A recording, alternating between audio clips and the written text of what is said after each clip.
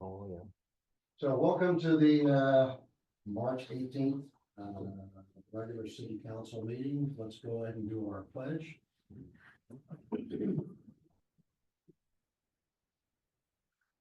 Pledge allegiance to the flag of the United States of America and to the republic for which it stands, one nation, under God, indivisible, with liberty and justice for all. Honor the Texas flag. I pledge allegiance to Texas, one state, under God, one indivisible.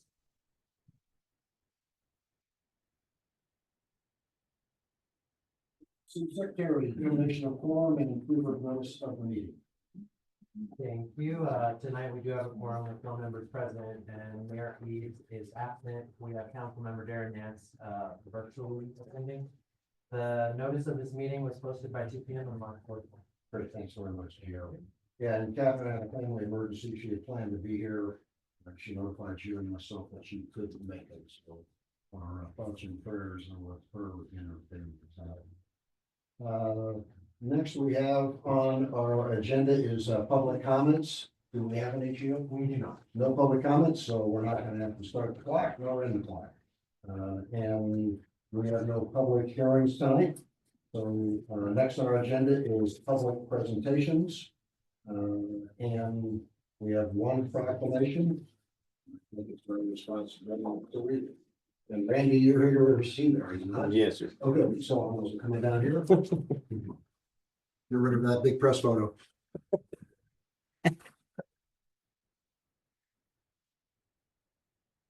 Stand over here and hopefully not block anyone. Let's see, whereas thousands of times each year, the underground infrastructure in Texas is damaged by those who do not have underground lines located prior to digging, resulting in service interruption. That's never happened in your work. No, it has. Environmental damage and threat to public safety. And whereas in 2005, the Federal Communications Commission designated 811 to provide excavators and homeowners a simple number to contact utility operators to request the location of underground lines at the intended dig site. And whereas the Damage Prevention Councils of Texas, a stakeholder-driven organization dedicated to prevention of damage to underground facilities in all 254 Texas county, promotes the national 811 notification system in an effort to reduce these damages. And whereas damage prevention is a shared responsibility by using safe digging practices, persons living and working in the city of Alpine, Brewster County, Fort Davis, Jeff Davis County, can save time and money and help keep our infrastructure safe and connected. Now, therefore, I, Rick Stevens, Mayor Pro Tem of the city of Alpine, on behalf of the community, hereby recognize the month of April. This is next month, we have to remember, as Alpine Safe Digging Month, and encourage excavators and homeowners throughout the city of Alpine and Brewster County to always call 811 before digging. Safe digging is no accident. And witness thereof, my hand is 18th day of March, 2025. Randy, thanks for all you do and for helping make this happen. You know. Got one shot? Good. We're good.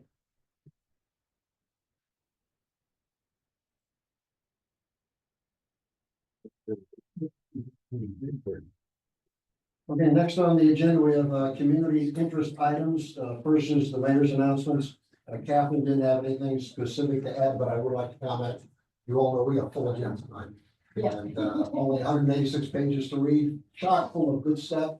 Thanks, I think, in part to Jessica. So it's and Gio and Megan for all your hard work putting that together. So we got lots to work our way through. We talk about the zoning, alcohol and signage. The other item is that, and I know Megan will talk about this, the Customs Border Patrol, Big Bend had a sector meeting earlier this week that talked about the deployment of up to 500 Army soldiers in the Big Bend area to support border control. You'll hear more about that a little bit later on. And the other thing I would say is April 12th, we're doing a sound check over at the Hotel Ritchie. And thanks to Chris Ruggia for pulling that together, working with the chief. We'll talk about what sounds like. So, and it's been posted as a city council workshop. If you all want to show up for there, it'll be April 12th at 1 p.m. So that's all I got. Reagan, the floor is yours. Thank you, Rick. Thank you, Mayor Pro Tem. Only announcement I have is we'll get into more about the border security coming, to the area. I just want to note one important piece that, we have over 18 law enforcement agencies in town, so, when you interact with different folks, know that, they have different, mechanisms and meanings to their work. Typically, as far as I understand as of today, the Texas National Guard and or the US Army or any other national service does not enforce any civilian rules. Of course, I'll be working with my hat on to be able to continue to update the public on that as well. But appreciate that, Mayor. And thank you. Thanks. No comments. Darren, I know you're on today. Any comments? The only thing that I'm not mentioned was the Alpine Community Projects meeting on Monday. I believe at the Catholic Church. That was going to be 5:30 to 7:30. It's the follow-up for the community summit that they did, and that will be this coming Monday. Okay, that concludes then our public presentations and community interest items. Let's go on to agenda item number 5, changes to post agenda. Are there any items to be continued or withdrawn? Saying none, are there any items to be removed from the consent agenda for separate discussion? Saying none, are there any action items to be added to the consent agenda? None? And time sensitive items, the only item I have is to move 10F, which is the update from Post Oak regarding the Alpine Downtown Historic District determination of eligibility to be first on the list. And I know that doesn't require any separate vote by city council, but that's the one that change will move up to the Post Oak activity. Unless, of course, Post Oak would like to stick around here and listen to all the dialogue as we talk about ordinances. So hearing nothing against that, consent agenda. Gio, why don't I turn it over to you? Thank you. Tonight's consent agenda contains 3 items. Item A, approval of the March 4th, 2025 regular meeting minutes. Item B, February 2025 Office of the City Secretary report. And item C, approved payment of February 2025 monthly billing summary for the work its lawfully served. Is there a motion to approve the consent agenda? I'll make a motion. So we'll see, thank you. Do I see a second? Second. We have a second. I'll call for the question. All in favor of approving the consent agenda as presented, please. Well, I'll do the thing here. Reagan? Aye. Aye. Lucy? Aye. Okay, that's 3-0. Because I don't think, Darren, you can vote, can you? Yeah, can Darren vote? I can't. Super good. Thank you. Well, I heard your eye. We got 4. Yes. Thanks, Dan. I know the rules changed and I did not keep up with them, so thanks very much. Okay, there are no items to remove from the consent agenda cover, so next we'll go on to item number 9, reports and presentations. James, the fire chief, the floor is yours. Oh, man. No, goodness, Leslie. I'll try not to. First, I didn't spell my last name wrong. That's okay. Uh-oh. It's not an E. I'll fix that. Thanks. Man, February was a very quiet month for us for as far as fires were going. We had one fuel spill. Yeah, I know, the thing just trying. I know all my firefighters now clapping now because they're bored. We had one fuel spill. Looked like somebody cut the fuel line of somebody's car up in Salt Ross. And they turned the car on and started shooting gas out. Yeah, so he turned off really quick, realizing what his mistake was, and told you that. We had a dumpster fire. It was caused by an off-duty law enforcement, federal law enforcement. That threw something in the dumpster that he wasn't supposed to, and it caught it on fire. We're now up to 210 alarms throughout Alpine, so we're doing good on the fire alarms. And I mentioned last month that we got the new SCBA packs, which has a pack finder and all the cool attachments to it. So this month for our training, we really hammer down on SCBA training to get the guys familiar with the new gear. And not only that, we have a lot of new guys that haven't experienced being on air. And if you've never been on air, it can be very claustrophobic. So we got the guys a little bit more confidence when it comes to that. We did an obstacle course and had them climb through a rung of a ladder, actually go through the rung of a ladder to show, hey, you can fit anywhere you want to. So that was one of our trainings, and we had really good success with that. We're getting to the point where other cities are coming here to train with us now. We had 2 people come from Martha to come train with us. We had some people from Jeff Davis come train with us. Marathon and us always treat back, and then of course Turling, we're always doing training down there. We can burn any fires there. There's not much that you can burn down at Turling. And like I said, training is, we had the time, so we took advantage of that. We went to Mile High Academy in Fort Davis, and we got 6 more individuals certified for wildland fires. So now we have 8 complete certified wildland firefighters here. So if it does come down, we're ready. TFS Jeremy Williams, who is up in Fort Stockton, has called me a few times saying, hey man, I don't have anybody. Can we rely on you to come in and help us fight some wildfires if need be? You got it. We're trained. We'll do what we need to do. We had an EV class along with some pump operations up in Fort Davis, so we learned to use some equipment, do some troubleshooting. It was really cool. They would break it and they say, now fix it. So it was really nice. We also had ethanol training in El Paso. We went down there and learned about ethanol and the dangers of ethanol. Because that's the majority, and I didn't know this, 80% of the hazardous materials on the train coming through here is ethanol. Oh, And ethanol burns really, really hot. Yeah. And it likes to eat foam, so it's a good thing we had that training on it. And Union Pacific came down and did some training with us. Free training, great training with Union Pacific. Anything we get from Union Pacific is great because their training is valuable. So they're teaching us about all their, how to cap it off their stuff and make sure that it doesn't go anywhere. We had live burn training in Terlingo, where we had a burn house and a vehicle fire. Taught our guys how to take care of that, which came in super handy last night. We had a vehicle fire outside in Sunny Glen, and we got the fire knocked out in less than 30 seconds. Wow. So it was good stuff. You'll hear about that next month too. Our new probationary firefighters, we had 6. They just completed their ICS, which is that incident command system, which we also we're working with DPS for Blue NIMS, which is the National Incident Management System. Cancer awareness, encouraged to be safe. Our resources, so we're looking at getting rid of engine 2 completely. Whatever we make off of that, we were going to put into the new engine that we currently have in the works now, which myself and council member Stevens went and checked out and make sure that there was a good running truck.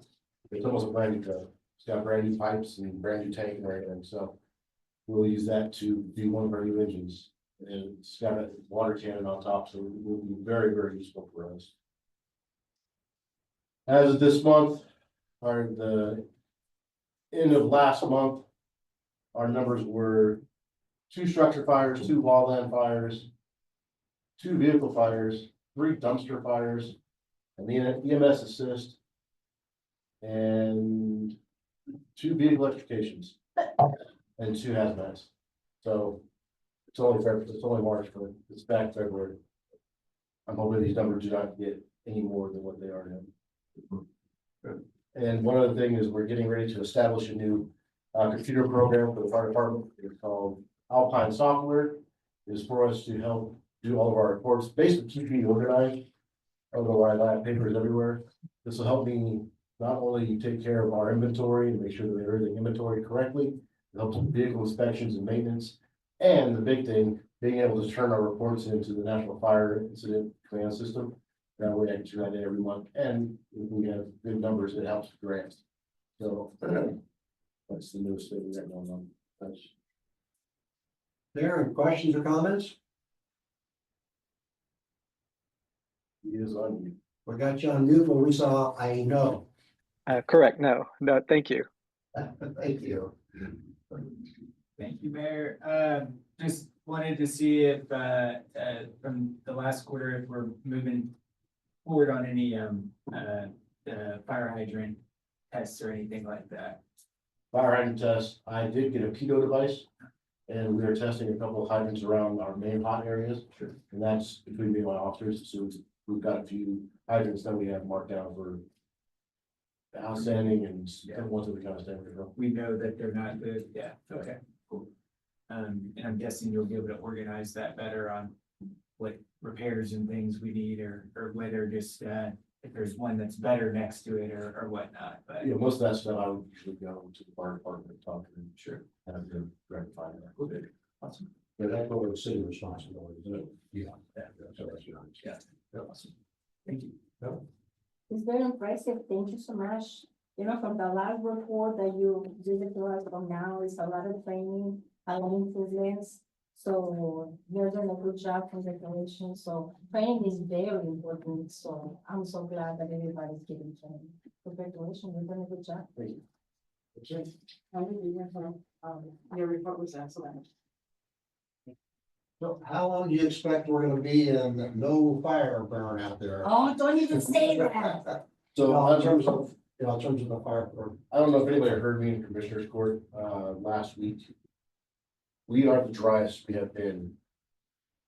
I looked at the drought monitor, and this time last year, we actually had green spots. We are about 95% green, the D4 drought. And that's the driest we've been. You can pick up grass and it just crumbles your hand. And I don't think people realize the importance of not burning, because we still have people burning stuff in their backyard. We still have people doing campfires and stuff like that. It's like, we are dry.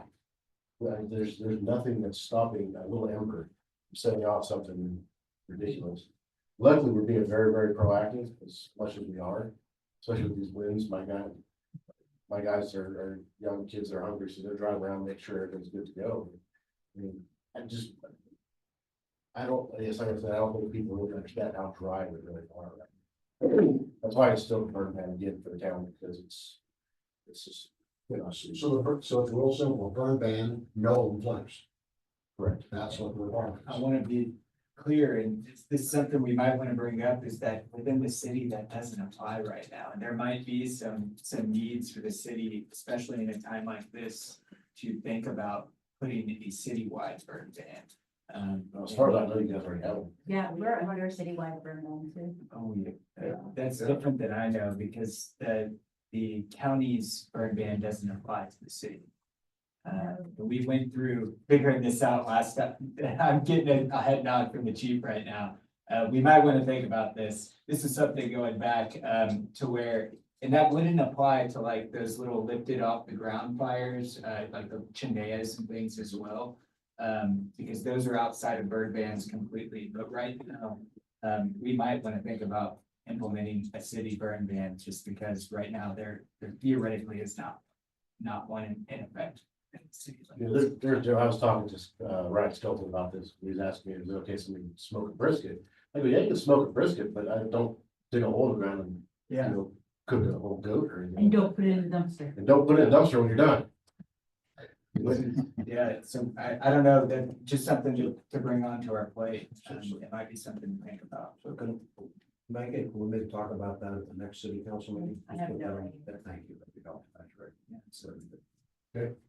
Chief, thanks. No problem. And then, if you guys are ever curious, we do have the Alpine Emergency Services Board at the beginning of every month on Thursdays at 5:30. Yeah. So if you're ever interested, I go in a lot more in depth with my reports.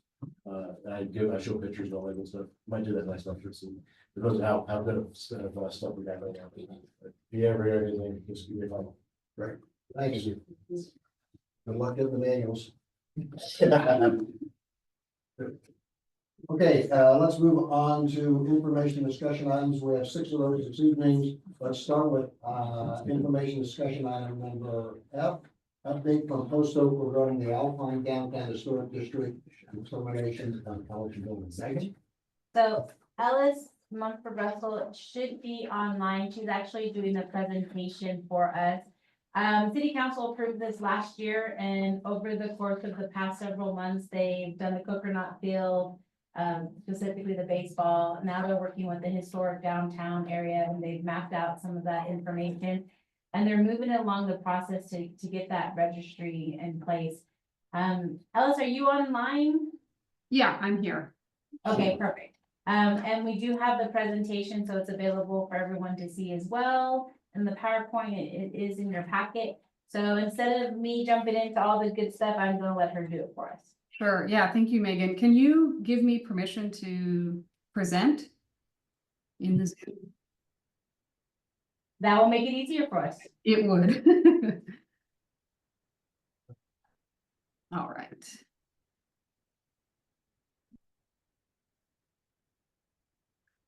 Okay. All right. So thanks for introduction, Megan. Like she said, we're going to keep it just simple today to give you an update on where we stand on the National Register nominations that we at Post Oak have been working on for you, paid for by the HOT Fund. So I'll just run through where we are in the process and kind of next steps. So I'll start with Coconut Field. We're engaged to do the National Register nomination for that. And as a reminder of our timeline, I have it here in the presentation. And again, it is in your packet in case this is a bit hard to review for where you're sitting.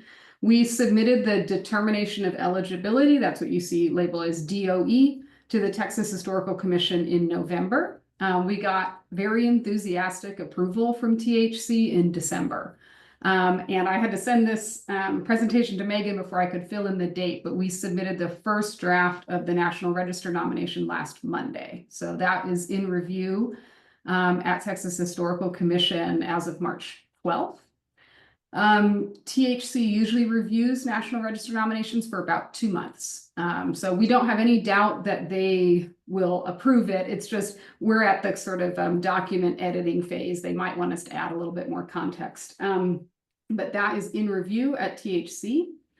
Typically, it goes through 2 rounds of revisions, which you can see kind of scheduled on here. And then our target is to be on the State Board of Review meeting by the January one. But if we're a bit ahead of schedule, so I'm hopeful that we could get on the September meeting. So the State Board of Review only meets 3 times a year, and they are that final arbiter from the state before it goes up to certification for National Park Service. So that's Coconut. We're kind of ahead of the schedule with that, and we did this one first so we could focus on the historic district separately. So looking at downtown Alpine, here is the district as it is, and you have a print off of this in your packet, and you also have an inventory table. So this is a lot of information for you. So feel free to take time and go through that inventory that we've provided. But after meeting with you all previously, we took your input and really grew the survey boundary much bigger than we had originally presented, especially on the south side. So we learned a lot more about, important stories and institutions there on the south side to include. And so we did the survey at the end of January after doing a fair amount of research this fall. And so this is our very preliminary boundary of a proposed historic district for downtown Alpine. We've submitted the determination of eligibility, and I'll show you the schedule in a moment. And so this boundary could change between now and when we go to the next National Register draft based on the feedback we get from Texas Historical Commission. But just to give it to you generally, what we're looking at in this boundary, why we chose it, it's this concentration of historic age buildings, so greater than 50 years old, that are intact and that are really this kind of heart of Alpine, the core of the development, really organized on both sides of the railroad tracks. The color-coded dots you see here refer to individual resources, and the green means that they are contributing. And so a contributing building is historic age, and it hasn't been heavily altered. It's still recognizable. It doesn't mean, it can't have had any alterations, but just still recognizable as its historic use. The ones you see labeled in red are considered non-contributing. And so those are either going to be newer buildings or structures or things that have been so heavily modified that they are, they don't retain integrity is the term that they use. They're not recognizable. You'll see 3 dots in here that are blue. Those are buildings that are already individually listed on the National Register of Historic Places. So that's the courthouse, the jail, and the Holland Hotel, that nomination is in process. So those will just get looped in to the historic district. So overall, the historic district has 53 blocks and it's 339 resources, of which 262 are contributing. So we, the bare minimum is 50% of resources are contributing, but we're well exceeding that. And the period of significance that we've established here is from 1884, the oldest documented standing building that we've got, to 1975, which is 50 years ago, remarkably. And so by having that period of significance, that is really focusing the story, the history on this different development phases in the history of Alpine. Determining the boundaries, like I said, I already stated some of this, but it's this highest concentration of intact and historic age buildings that reflect these periods of growth. And I just had to include these photos because they're so charming. And I won't read this to you, but this is the statement of significance. So this is where we are establishing why this historic district is important and is worthy and eligible for designation on the National Register. We focused on criterion A. So there's 4 criterion in the National Register. And so for criterion A, we have a couple different layers here. One is talking about commerce and the commercial hub of Alpine, and really Brewster County is located within this district. We also talk about community planning and development. So looking at how the community was developed either, from a top-down planning or from developers or just property owners, and how that reflects, the growth, railroad, different industries throughout.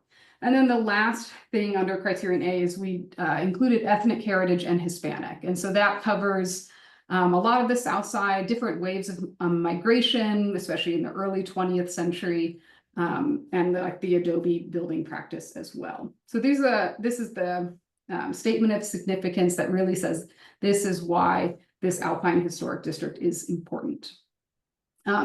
So timeline wise, we pushed up our timeline because our main historian on our team, Megan, who's been working on this, is currently on maternity leave. So we really focused on trying to get this determination of eligibility submitted ahead of schedule. And so that went in on March 3rd.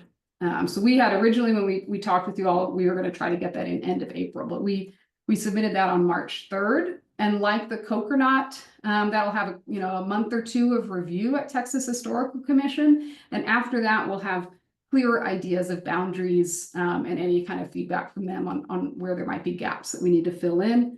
And then again, we'll go through a couple rounds of revision, and we're targeting the next May's State Board of Review meeting. But if we can get through those drafts earlier, we will. So that's where we stand on the historic district. And then I just have my call out here for if anyone has any historic photos or information about buildings in the historic district that they want to share. We have set up an email address to accept all of that, and we will keep accepting that until we're through with our final draft. So that's where we stand, and I'm happy to answer any questions.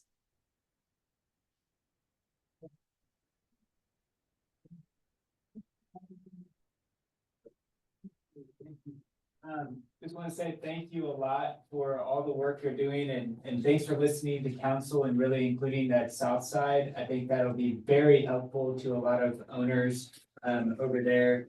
And I'm really excited to see that come to fruition.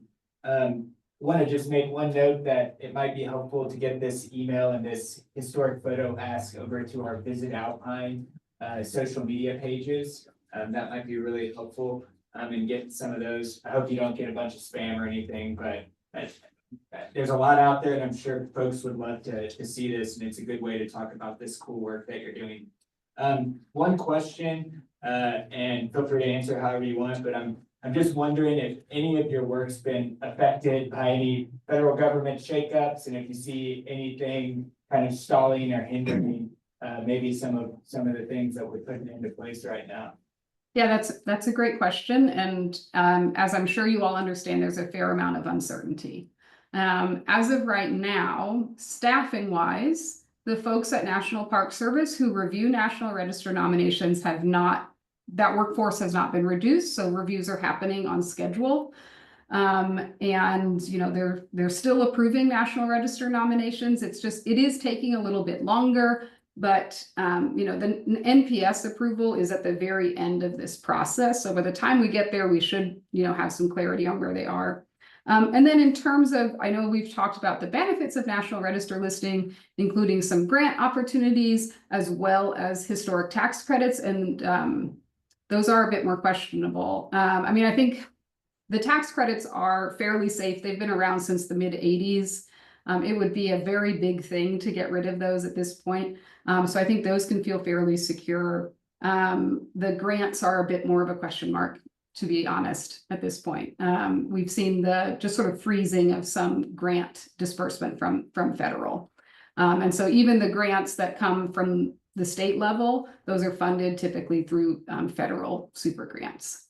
So there is still just a bit of uncertainty, and I don't know when we'll know the answer to that. Appreciate your work. Aaron? Yes, I've had a couple questions. So I saw this expanded drastically down south and a lot into residential neighborhoods and everything else. When you first discussed this, my mind was on the economic development side of 45% tax credits and everything else. I guess two-part question. This moving into residential areas, what are the benefits of this historic district for residential neighborhoods as opposed to commercial neighborhoods? Sure. Well, I think even still, if it is an income producing residential property, like let's say it's a rental home, that can count as income producing for the purposes of tax credits. So there's that piece. And provided the grants stay a thing, there are grants available for property owners in historic districts. And so those can be helpful for repairs and things like that. And then I think it also helps just you all from the city level, you know, we know that the HOT fund can be used for preservation, and here we have this established historic district. So depending on how the city, you know, wants to approach that HOT fund moving forward, here's your established historic preservation district, you know, laid out here. So when I hear that, you're kind of mentioning maybe HOT money's getting moving into some of these. Well, I mean, right, maybe. I mean, that'd be up to, you know, the HOT committee. I'm just, you know, saying because preservation is an allowable use, here we have established where the core historic properties are. And I totally understand the tax credits. Can you give a couple examples of the grant opportunities that may or may not be there? Yeah. So the grant opportunity that's been around for a long time. So again, if this went away, it would be a very big deal. Is the Historic Preservation Trust Fund grant. So that's funded through the federal government to different state offices around the country. So Texas Historical Commission administers that. And property owners can apply to Preservation Trust Fund grants for planning work. So like hiring architects or doing condition assessments, things like that. Or they can also use those grants towards renovation costs. So let's say someone identifies in this historic district that they've got a significant building, but it needs $60,000 of roof work, whatever. They could apply to that Preservation Trust Fund grant, and that would be an opportunity to help cover those costs. Perfect. And they would have to be contributing properties. That's right. Yeah. Okay. And then second question I had was zoning. So with the city looking at changing zoning, and these things are kind of in flux right now as far as commercial, residential, and everything, and we have a comprehensive plan theoretically coming in the next 1 to 3 years. Is there anything that a comprehensive plan from the zoning side needs to be aware of that could be a benefit working with the historic district? Yeah, so there's nothing inherent in the creation of a National Register district that is going to affect your zoning. However, what we've seen other communities do is say, look, we've already got this district established. What if we, as the city, decided to provide incentives for the type of development we want to have in our historic district? Or, you know, just have some slightly different considerations for whatever is in that district. So these boundaries can be used for a number of different opportunities in the comprehensive plan, but they don't inherently require any zoning considerations. Sorry, I guess the only thing we would need to be worried about then would be that separation of a tax credit as an incentive as opposed to a grant opportunity as an incentive for properties that are on the boundary between commercial and residential. Right, right. Okay, I think that was all the questions I had. Thank you. Thanks, Darren. Ellis Rick Stevens here. I'm encouraged by where you are with Coconut in terms of moving that forward. Who's your primary focus for the Coconut field for this activity? Do you mean, like what the story we're telling, or what do you mean by that? Well, in terms of who you're working with, I'm just thinking, let's assume all this gets its way through.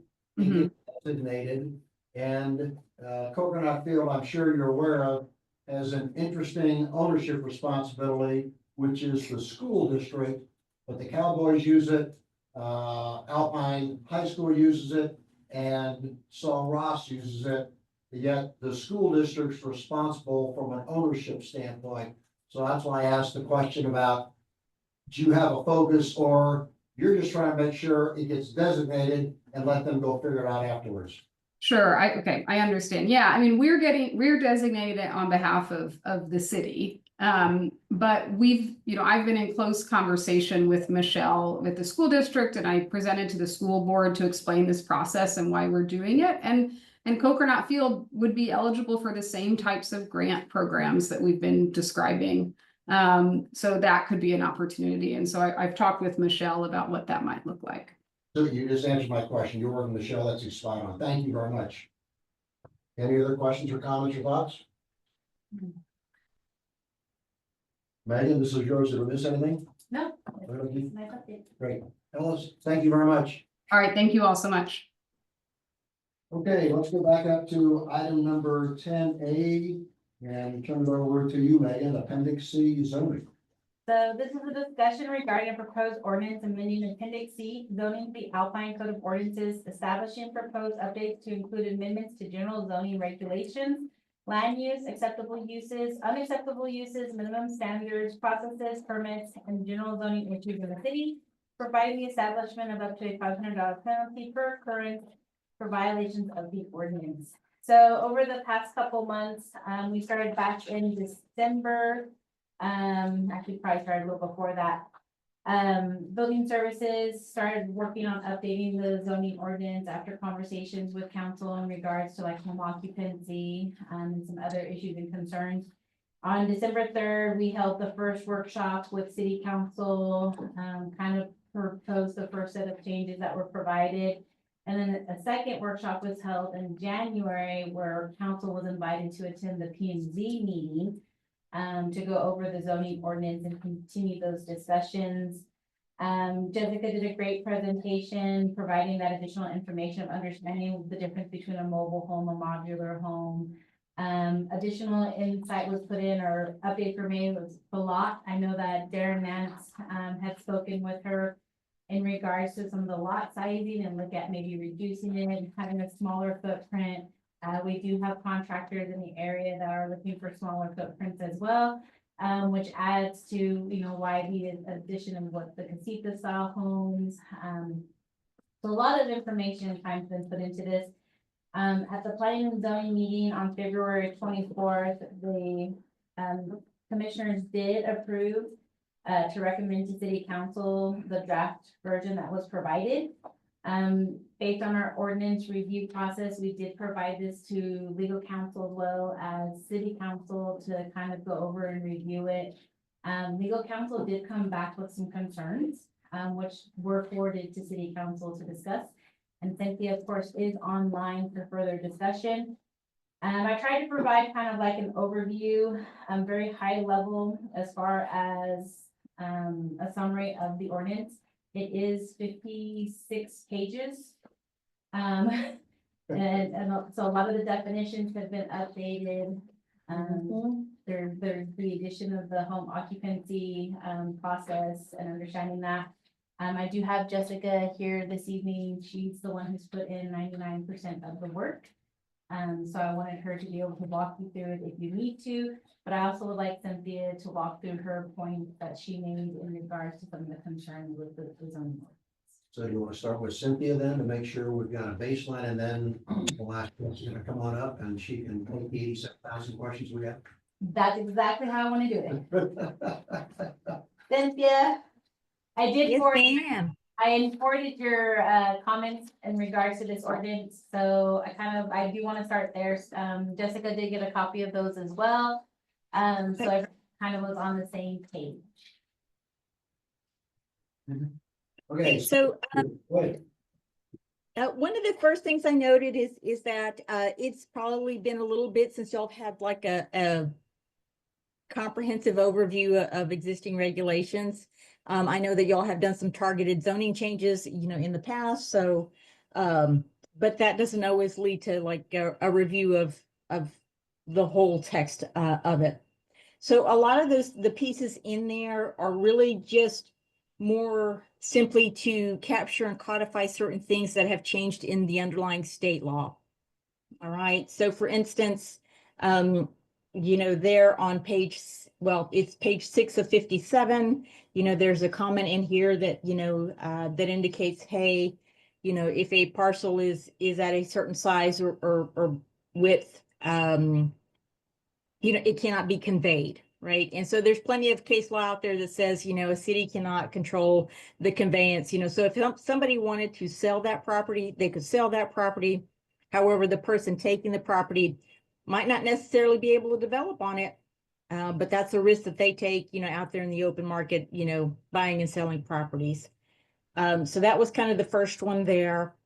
There was a couple of other pieces there. I won't go into too much detail unless y'all have a question. They're kind of detailed out, what the underlying law is, what the underlying code might be, and the reasons for suggesting a change, to that particular regulation.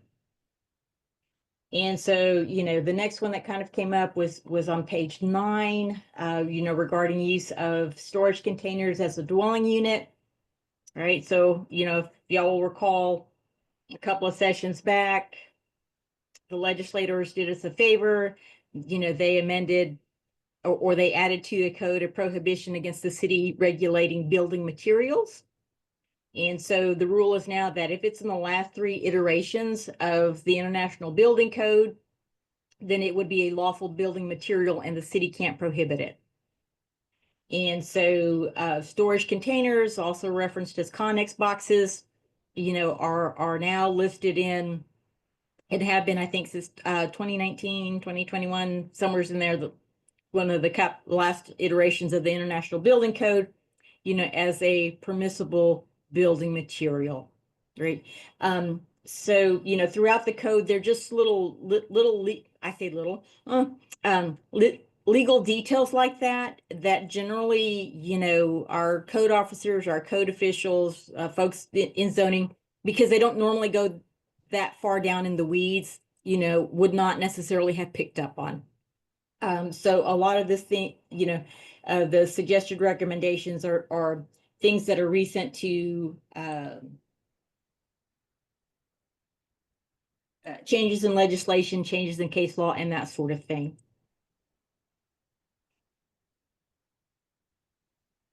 I did have a concern about the Board of Adjustment and the Building and Standards Commissions. And so what I will say on that one, because that one has some other implications, I would ask that y'all kind of read and review that particular note. If we have questions, then let's set that up for a closed session discussion. Or if y'all would, prefer to discuss that this evening in a closed session discussion, happy to talk about that, but because it has some implications for the city, I'm not real comfortable giving that information out here in open session. And overall, most of the other changes were pretty solid, and I didn't find any other major concerns other than those things that had already been noted.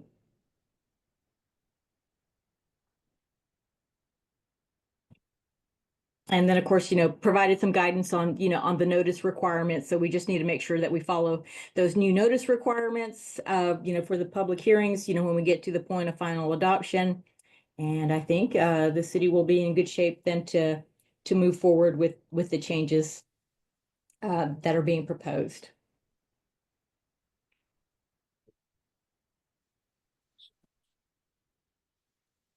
I do know that Jessica and I briefly talked about building standards and Board of Adjustment, so we would like to have that conversation and, we can have that as an executive discussion.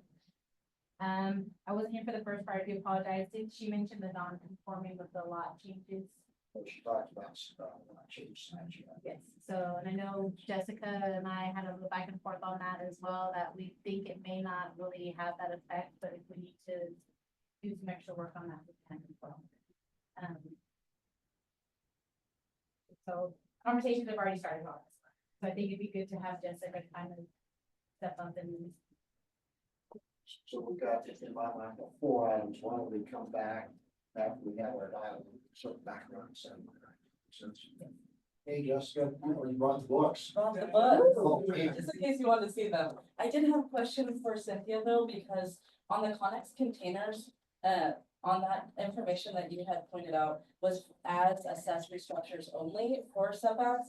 Because we do allow Connex containers as housing options in the R4 district. So they are not removed from being allowable habitable spaces. They are actually allowable in our zoning districts, just that was specifically as accessory structure.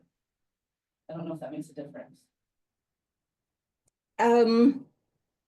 You know, I would say let me double check to see if that's been actually challenged, right? Because the way that the actual code is written, not there, I'm not so sure. I know at one time fences and other types of accessory structures were not considered part of the residential definition or commercial definition.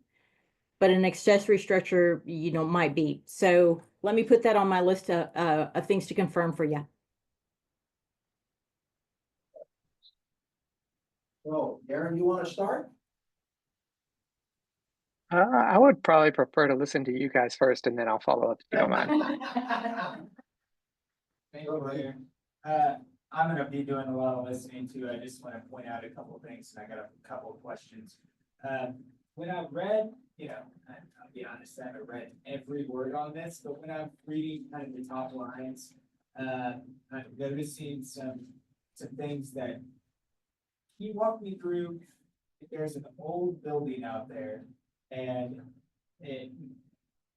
the point that I'm looking at is non-conforming structures that suffer damage exceeding 50% of their value cannot be rebuilt unless they meet current zoning requirements. And what I'm thinking about is like the Apache building or the Ritchie, places that have like been pretty structurally rebuilt. Would those places fall under that? And I'm just worried about losing some of the character of even our decaying buildings. So it have to start as a non-conforming structure, which neither one of those do. So you have to start with that aspect when you're talking about if something can be rehabilitated or not, or fixed. The 50% rule was in our ordinance already. It wasn't actually, it was just put in a different spot. So if you look at page, I guess 37 of 168, that's the original text there that says more than 50% of replacement. So it's set more than once here for different, so it's not a new concept. It's just information that was brought out of the international code books that were put into other areas that mean the same thing for different, like, so it goes over like non-conforming use of structures on premise or just a non-conforming lot. So there's different types of non-conformities. It's not just a building. Yeah. So it could be a non-conformity of lot. So like how the lawyer had brought out earlier about the buying a parcel and not having enough square footage. You purchase a piece of property and you realize you can't do anything with it. Yeah. That'd be a non-conforming lot. Gotcha. So Okay, that makes a little more sense. This stuff I know gets in the weeds.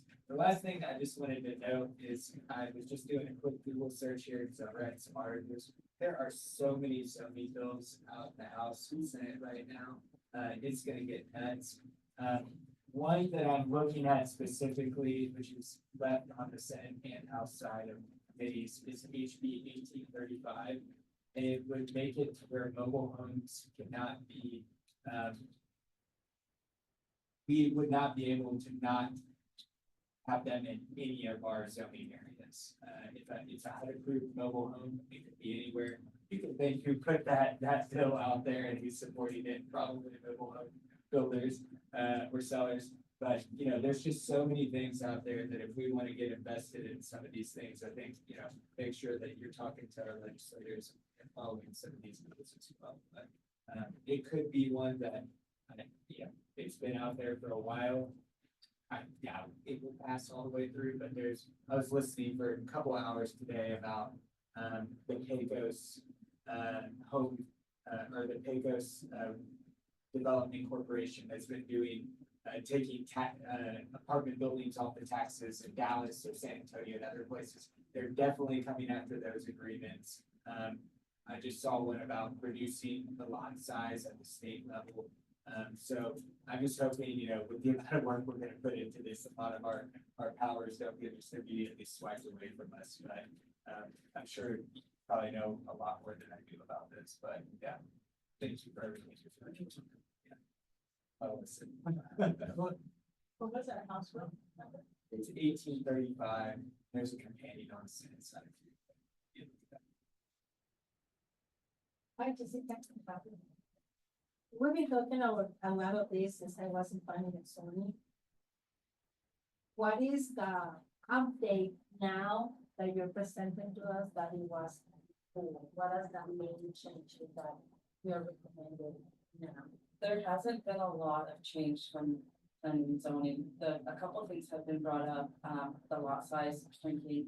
There has been even talk about having like 0 lot minimum or for people to build on as long as it meets the requirements. So I mean, this is just a mock-up. I'm taking what we've had already, and so I reduced it by 2,000 square feet in every single residential zone, just to see what you guys thought. It's not a set in stone thing. You guys might have better ideas. This is just an idea. Most of the definitions and things like that came directly out of our code book. But when it comes to the actual houses and square footage, we obviously have to follow building standards with building something. And you have to have proper fire barriers between houses and things like that. So you can't overcrowd a lot to that point. So would have to be careful on that. But I mean, I really get up to you. But that's one thing that we've changed is the lot size has shrunk a little bit. And I don't think that would affect very much. If anything, it'd bring a lot of people that are not conforming into conforming. Because a lot of people have a lot of the older houses are not, they're on smaller lots. And so I've come across a couple of people that had smaller lots and they want to develop on, and it was a problem. And the other thing, very much other than the lot size that we've changed since we spoke. So like the sizes is still Still in going there, yeah. We did only put them as an idea for R4, but that's just an idea. It's just, at the same time, we want to keep the neighborhoods and preserve the homeowners investments. So it's really up to you what you want to see for the community. I've heard good things and bad things about people opening it up too much. And then you have sheds on lots and it's a big mess, and the person next to them built a house that's quite expensive, and do you want to do that to your neighbors? I don't know, it's up to you guys, but it's really up to you. It's just an idea, and you guys probably have some input.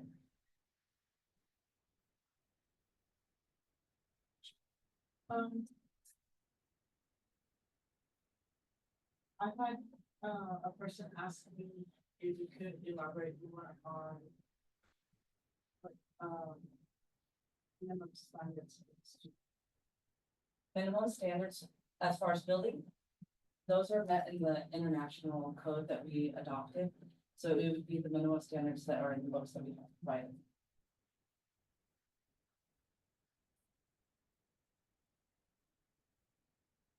So with a lot of the changes that you're making, how much would that affect the south side? And the reason that I'm asking this is because I'm having people coming and asking me,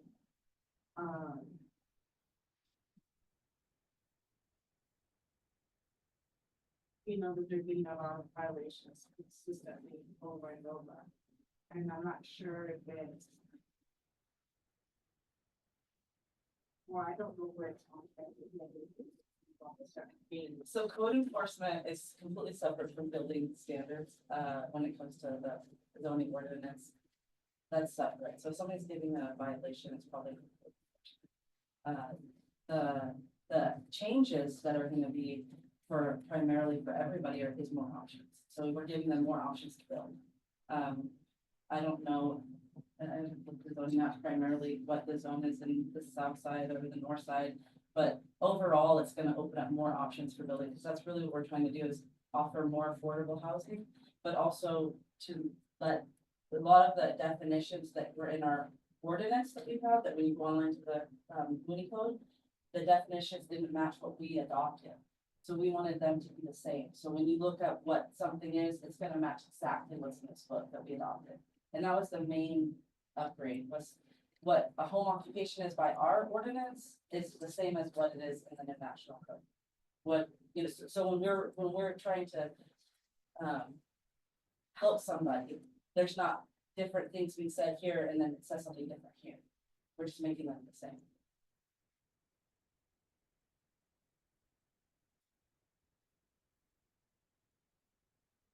Hey, Darren, you wanna flip a coin? I got 20 items to go through. Do you wanna start or you want me to go ahead and go? You can go ahead and go. I only have a few questions, so that you may spark my mind for some. Oh, and first I want to comment, you guys did a great job putting this together. I think you really worked hard. It was clear. Thanks for the summary of, I don't know whose idea that was, but for all of these old changes, which are really very nice. It looks phenomenal. So that was good.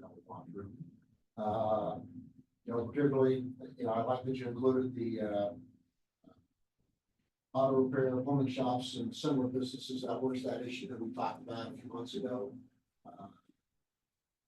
The additional restrictions on storage of commercial vehicles and major recreational equipment in residential areas. I want to come back and talk about that one because that's one of my specific comments. And just as you're working through, I'm using the page numbers based upon our package of 168 pages. If that's the one you're using, that would be able to help track. Yeah, I don't, you went to a couple different places, just let me know what page you're on, and we're gonna talk about it.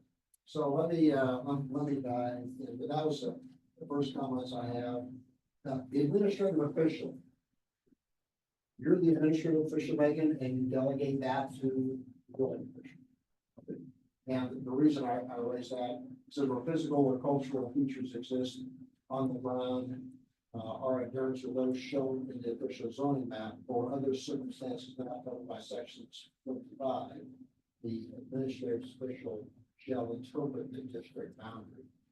What happens if someone says, well, I have a different view than you, I'm assuming you're in Jessica, how would you want that? Where are you? The district boundary? I'm on page number 4. Okay. Page number 457, item number 6, section 2. Okay, so this hasn't been, this part has not been edited. This, and you're on what part? I'm on section 2, item 6.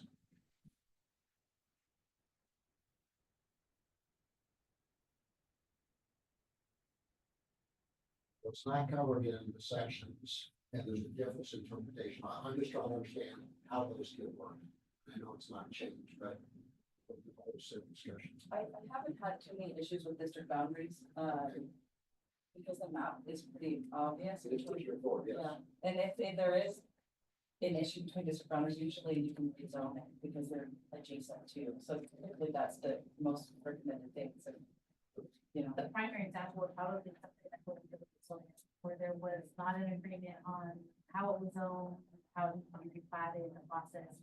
It initiates with building services, and then we have a conversation, and we need to have them replan or have that conversation. Okay, thank you. That answers that question.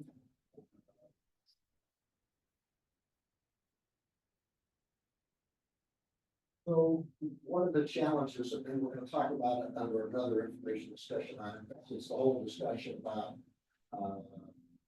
structures that were established prior to the adoption date of our code. And that's an underline, so that's a change. We have lots of that, and as I think about planning and zoning, to me, that's one of the big challenges we have to work. Have you all thought about a process for thinking about how we're going to work? For example, when you see two right up against a residential, which is an issue, it's going to come up during the alcohol discussion. We actually do, and I did speak about that, and we have some suggestions. Okay. Something like that. Okay, so it'll be good to talk about that because as I think about the breadth of these zoning changes you're talking about and what exists. A lot of people would have lots of questions to understand how all that works, and we got all the kind of grandfather stuff. At some point, we gotta get ourselves moving beyond, so 50 years from now, who's ever sitting here, we're all pushing daisies. They're not having to deal with the issues we're having right now, so that's one of the items I just think about for a long time. And that's on page 35 of package, page 5 of 57. Now, there was a whole big change on the non-conforming lots of records.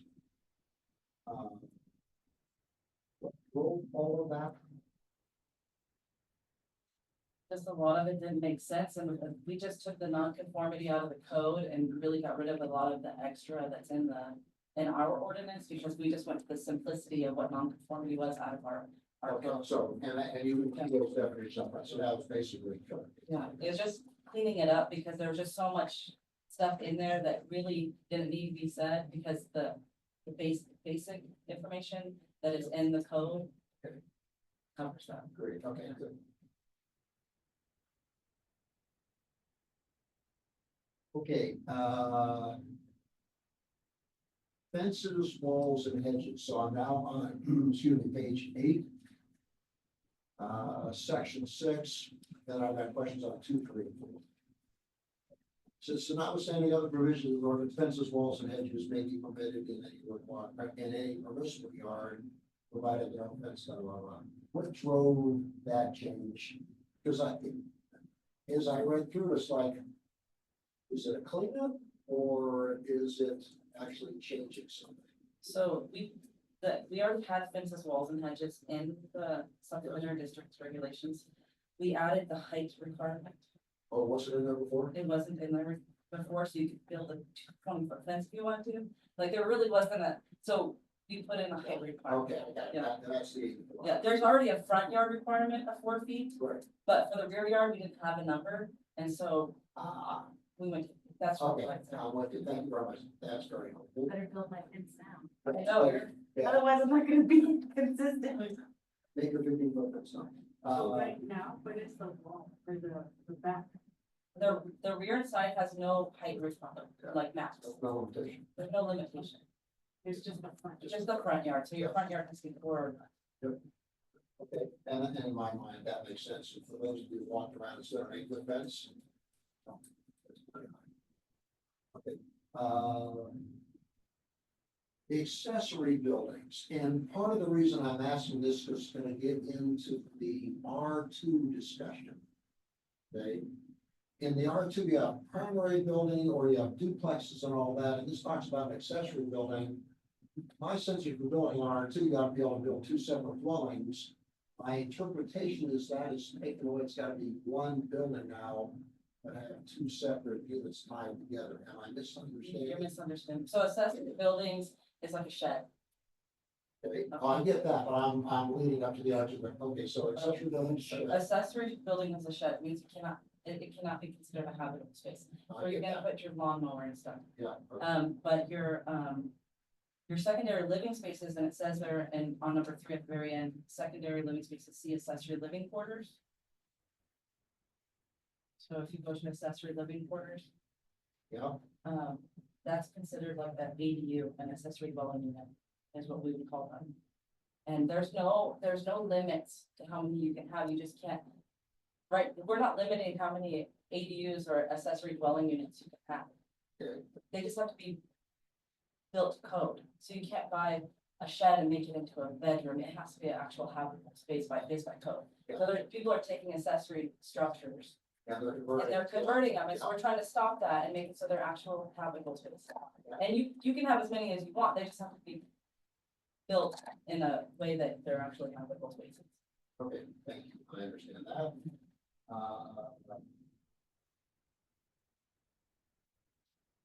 Okay, under, I'm now at the bottom of page 8 of page 57, item 7. No major recreational commercial going through park or store on any street outlet. I understand you're trying to keep people from living in them. I care about all that. If you would add some words, because it says The water sewer connections are to be attached, all sites and bump outs must be closed, any major recreation flow is defined. Must be stored, travel ready, not in full repair or unable to be easily moved. If you would include some lines that says, you can hook up water, hook up sewer to do your normal checkout to make sure everything's working okay. Because the way I read this right now, I can not roll on an RV, open it up, hook up water, get it all checked out. There is maintenance, I don't know if it's in the section. That's what I was looking. There is a maintenance section though, I might have to look up on the You phone. can point me to that where that is, but I just couldn't find it anywhere. Because we came up with that already once, and that's one of the bigger issues that people are saying they're not living in them, but they're all bumped out and they're hooked up. Well, yeah, I gotta,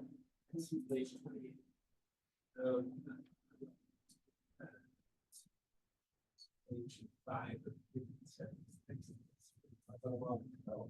57.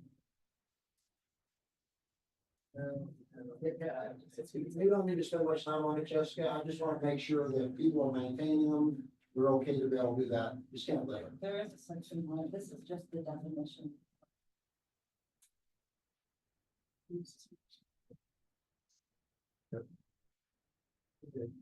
That's always worked out. And on the carports.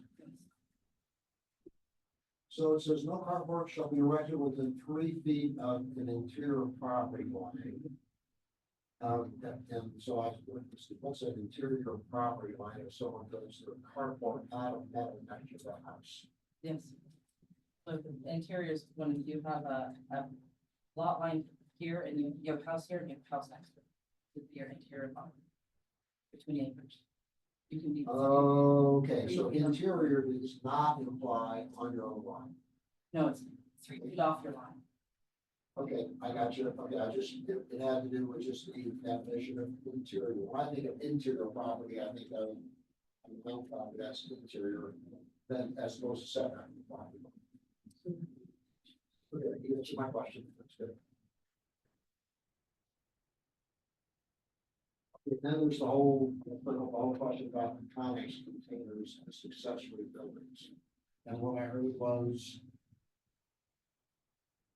you can use them to build a livable quarters on property. So if you go to R4, which is going to be, I understand R4. yeah, R4 has the, it's not creative housing, I call it creative housing. Multi-district. Multi-residential. Yeah. So spelling error on page 4, the second classified as birds. So R4, if you go to the page 45 or 75 out of 168. Yep. And you see here, housing's built, there's 4 asterisks. Yep. Housing's built with non-standard building practices such as Conex containers, rammed earth, Quaker Creek, Hayville, and those not specifically addressed in the building code. Those houses are allowed in R4 already. We have not changed that. Okay. They've always been allowed there. Okay. So we're speaking just specifically as accessory buildings, so that'd be like a shed. Shed, yeah. So no shed, no Conex building for sheds or Conex building for sheds. You can have a Conex container at the shed. Okay. And of the If you, in R4. You know, as long as you like that. And I believe Cynthia was gonna follow up on the Conex because of the state legislation.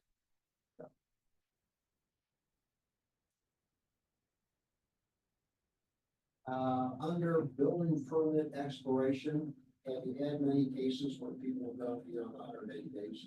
Yes, they have to get extensions. They are getting an extension on your building permit, and if it's exceeded, the way that the code is written is they have to kind of tell you why. Yeah. And then, I mean, everybody has their story, typically you give them an extension on it, or they just reapply, depending on if the scope of work changed, everything's different. Like, things happen, people Yeah. decide, we stopped, and then we decide we want another bedroom, and so it's like, well, you're gonna have to just get another building permit. You know, so it just depends on the circumstances, but that's on, if that's in the code book. Does that happen very often in Albany? Yeah, everybody's on manana check. Okay, gotcha.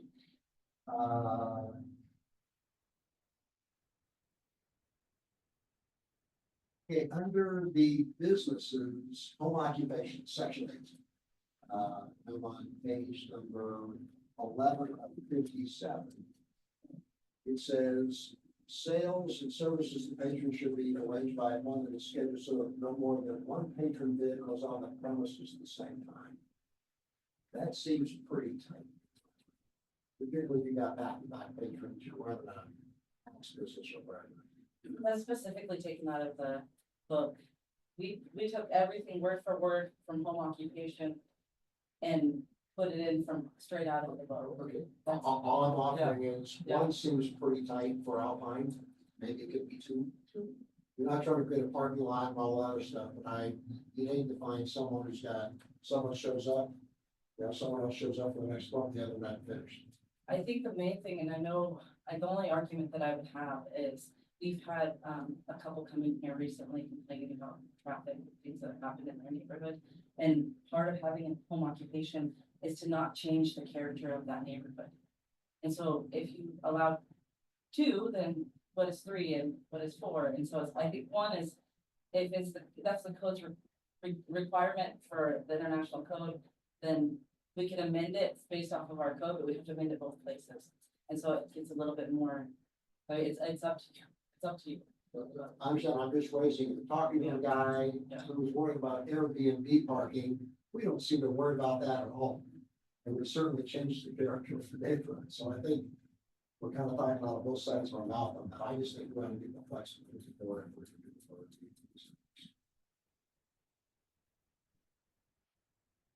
Anyway, I mean, yeah, typically, I mean, I would also have to say, because I deal with Airbnbs regularly, is typically they stay for a couple days. yeah, So a home occupation is you have people coming and going every day of the week if you want. So it changes the dynamic of the neighborhood if you have multiple traffic. And typically, it's like a hotel when you're staying at Airbnb. If you're gonna stay, and most people don't even allow you to stay there one night. You have to stay there multiple nights. So it's not traffic like customers coming all day long to do things. And so that's a different traffic pattern than a home occupation. I want to put it out there for us to talk about, because I think it's judgment call. What? At the same time, if you look at the parking requirements for the zone, those have actually been updated to include 2 off-street minimum per dwelling unit. So. Well, no, well, so it goes back to if they have their 2 off-street and have their one in their parking spot, garage, driveway. I think they would, as a home business, have that. I get it, I just, I think it's an undue requirement, but that's my perspective. Okay, continuing on to. That was, 41 of 116. yeah, thank you. Okay, thank you. Now, 7.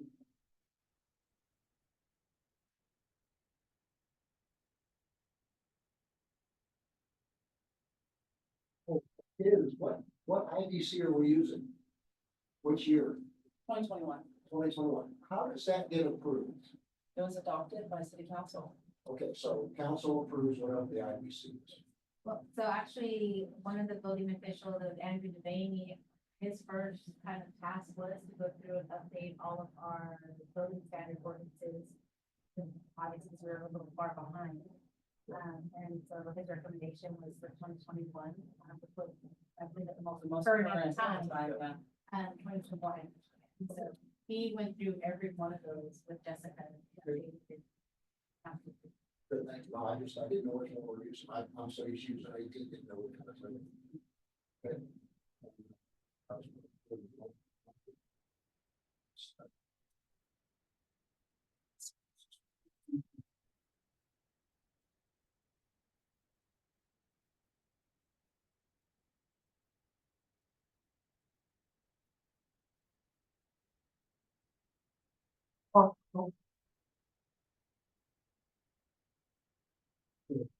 Under home occupation, under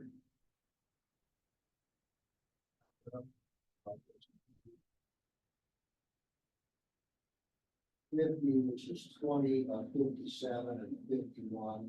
Was that just, you struck all that out to get a line with the 96? Yes, so that was the existing. Yeah. Ordinance. Yes, Okay. that was existing, so that was removed, and we just put a definition there. Because that was actually under a definition, so it was moved to its own section. And when we updated that section, it was off just strictly out of the book. Okay, thank you. That also just. But a lot of them are the same. If you do a cross comparison, a lot hasn't changed out of time. I did a cross comparison and I was like, there really is not that different, but. It just matches exactly what we're doing. Okay, next, because I know it's gonna come up in Ward 5, under, page 53 or page 23. Hotel, motel, any building containing 6 or more sleeping units. So how are we gonna handle that for some of the large houses that have more than 6 sleeping units? Because now this says we're gonna classify them as a hotel, motel. That are used, rented, or hired out to be occupied? Are you talking about a house, or are you talking about? Houses. We have that one STR. The one on Cockrell? Yes, that was like 8. I mean, technically, that one's running as a short-term rental. Is it still under? Yeah. And so they are rented and occupied as a short-term rental, which would be like a hotel top tax. But this is for new construction anyways. So that would be considered a non-conforming building. So is it already considered non-conforming? It'd be considered non-conforming at this moment, because it's technically not a single-family residential home. All right? So do they have to do anything to get that approved as non-conforming, or you just say? No, just if they were to change it somehow, I mean, which, let's say there was a huge fire, right? We don't want that happening, Yeah. but it completely burned. Yeah. And more than 50% of it. Yeah. Was burned, it'd have to come to conformity of that zone. Okay, that's what how our zoning thinks, I mean, that's a very large building, we lose more than 50%, Yeah. so more than likely that wouldn't happen, but. That's kind of like the degree that it can exist, it's considered grandfathered in, which a lot of people throw that word around. So technically, we can't do anything about it because it existed before this code was adopted. But at the same time, something must happen to it. Okay. It'd have to go. Okay, thank you. It's, in my mind, it's like Maria Bell's pig. She's not allowed to have new pigs that are hogs in the city, but Rosie, her hog, is grandfathered in. Yeah, okay. Darren, wasn't that a city of Marfa discussion too, when it came to the STRs, determining whether 6, 8, or 10 before it was considered? Yes, and I believe they used the number 10, and it was 10 or more because one hotel there had 9 units. They added another one, and so that affected their permit fee because it was 10 or more. That's something to take into consideration. I know we're looking at the STR records as well, and determining, is it by a unit, is it by property? If we're gonna indicate 6 or more sleeping units as a hotel motel. Yeah, I just want to make sure we don't, run in afoul and second. It won't be that unit or that house. Some would also come into play. Oh, you just changed that, it's not a motel. It's illegal to have in the area. And the same, like with short-term rentals right now, you could have somebody build an apartment complex in an R3, correct? And it'd be individual units, they can rent every single one of them out as short-term rentals, because we have no regulations on that. So that would become a hotel motel, right? Yeah. But we have no regulations on short-term rentals in that sense, because you can have multiple on one property. And that's why we wanna make sure when we're updating this one, it matches the STR one, otherwise we're back to where we're at with. Technically, that house that we're thinking about on Cockrell should be R3, and then it would meet the requirements of. I'm with you, but it's not, it's an It's not, R1, yeah, it that's has to what I said, stop. I'm just trying to make sure we don't run into an issue somewhere downstream where someone says, well, that's a hotel, motel, it's an R1, can't legally do Yeah, that. there's a lot of properties in town that I'm like, how did that happen? I know, And they're not old, they're not I really old places, they're kind of fairly new. so we probably want to just make sure we balance it with the STR and we have this discussion, but I'm just trying to think ahead. My concern is, again, did a great job on this. I don't worry about what we're trying to do to adopt what we're going towards. It's all the implications of what happens for all the people that are come out of the world when the complaint starts. I just want to make sure we're. So what do you think the biggest complaint's going to be based off of the changes? What is your biggest concern? Because for me, I work in the department constantly and I deal with complaints. I'm a code enforcement officer. So I deal with complaints all day long. I have a lot of unhappy people I have to deal with on a regular basis. And for me, and what I've seen, I think these, if anything, will help more people be able to do more with their land. Jessica, we fundamentally agree. This provides greater opportunity. I am concerned about lot sizes. Going to 500, my concern is in Ward 5, going down to 500 square feet, I think it's going to be, or 5,000 square feet, I think it's going to be an issue. For the lot size? For the lot size. And so I am concerned about the R1s, R2s, and being allowed to shrink that lot size. And I'm concerned about what the setback requirements are going to be, because people will start working the system, start looking to say, how can I go forward, economically manage myself when I'm trying to sell the property, and that's where the issues are. So that's the fundamental concern I have with that.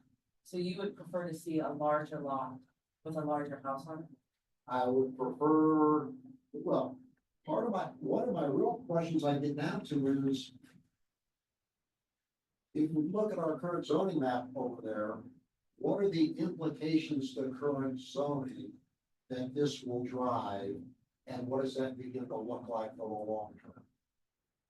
Okay, fundamentally, I agree with you. I love the R, or, you know, the mixed use, whatever it's called now. I think that's what I'm, but I worry about the R1s, the R2s, and what the implications there are when people start looking and saying, tear down, I'm reducing my lot size, splitting it in half, or do whatever plats I can, just people will go off. So when it comes to plotting and being able to have a legal lot of record, just so you know, they have to have 50 feet of width on a street side. They can't be in an alley. They can, and there's requirements for it. So you can't split a piece of land. One of the places that Darren and I have discussed is Peachtree Circle, which are incredibly large parcels. Yeah. There's no way to replat them the way they are with this minimum requirements of square footage, but with the reduction, you could split them in half. Because I've had multiple people that have properties there that wanted to shrink their property because they wanted to build another primary structure on their lot that was too big for them. Yeah. We're not gonna come across that very often, I don't think. But more so, it'll help people that have a too small of a lot to be able to build on it. Because I've had multiple people that live in older neighborhoods that have family properties that they've inherited, and they have multiple part houses on it, and they want to divide it so that their cousin can have one and their brother can have the other. And the lot requirement for having 7,000 square feet can't split that down the middle. You know, so giving them a smaller lot requirement allows them to still be able to do that if the lines match up. So they still have that 50 feet on the street side. They still have access from a public street. And I think that's more of the idea behind it. I don't know if it's so much effect. I don't see somebody replatting your house and anything, but they could. Essentially, they could. I have a neighbor who wants to, I can tell you that right now, he's already talked to me about it. Okay, and I just get concerned, you talk about character of neighborhood, it will fundamentally change. Okay, and that's why I'd like to see some real examples based upon our zoning map about what's gonna go on, because it will change character. Where you live now in R1, the minimum requirements for a ground on the floor is 1,000 square foot. So you could have 7,000 square foot as a minimum as it is written right now and have a 1,000 square foot house. I got that, but they're talking about splitting lots. But the lot size being 5,000 square foot, you still have to have 1,000 square foot house there. Doesn't change the size of the house. They still have to be really creative with it. What if it's 10,000 square foot lot? Now you go from an R1 splitting in half to two R1s on the same existing parcel. Because 10,000 square feet is more of an acre. Now, remember, this is just a suggestion. Well, I understand, that's why, so that's why I'm raising the questions. One of my concerns that we have, the challenge we have is, we sit here and it's hard to actually visualize what we're talking about without actually going and seeing something and what the implications are. And so fundamentally, I agree with where you're trying to go. You're trying to give greater flexibility. I worry about unintended consequences. And it'd be nice to really take our zoning map and say, if we said yay verily to this, what could it mean? Because this council also wants to look at a comprehensive plan for the city. Okay, and this is a piece, but not all the pieces. What I don't want to get us into is we start the process and we say, oh, correct, we didn't think about that one. Oh, we didn't think about that. We didn't understand that. And now we've got issues. We're right now, we've got lots of issues in terms of zoning across here. So I know you see it. I, more than you like it. Thank God you got the job and I don't. It took a long time to do it. I'm trying to just understand the implications. And they still have to meet impervious coverage as well. I mean, there's so many things you have to meet, even if that's the case. And to be honest, I wasn't gonna deal with lot size. I thought lot size were fine, but really essentially it's 50 by 100 is what you're looking at. And right now, that's what 5,000 square feet is. Yep. And 7,000 square feet isn't that much of a difference. It's not. Unless you have lots of 10,000 square feet, they're gonna get divided right now. And then you are changing characters. But yeah, they have exactly 10,000 square feet, but I don't know if that's very common. In my neck of the woods, it is. No. Yeah. I don't know over the edge of town, and I got 40 acres behind me. So, but that's fundamentally, the question that I had. The last question I do have specifically with regard to the R2s. So, and maybe I just, misread or misunderstood. In an R2 would be two separate dwellings on the same R2 property.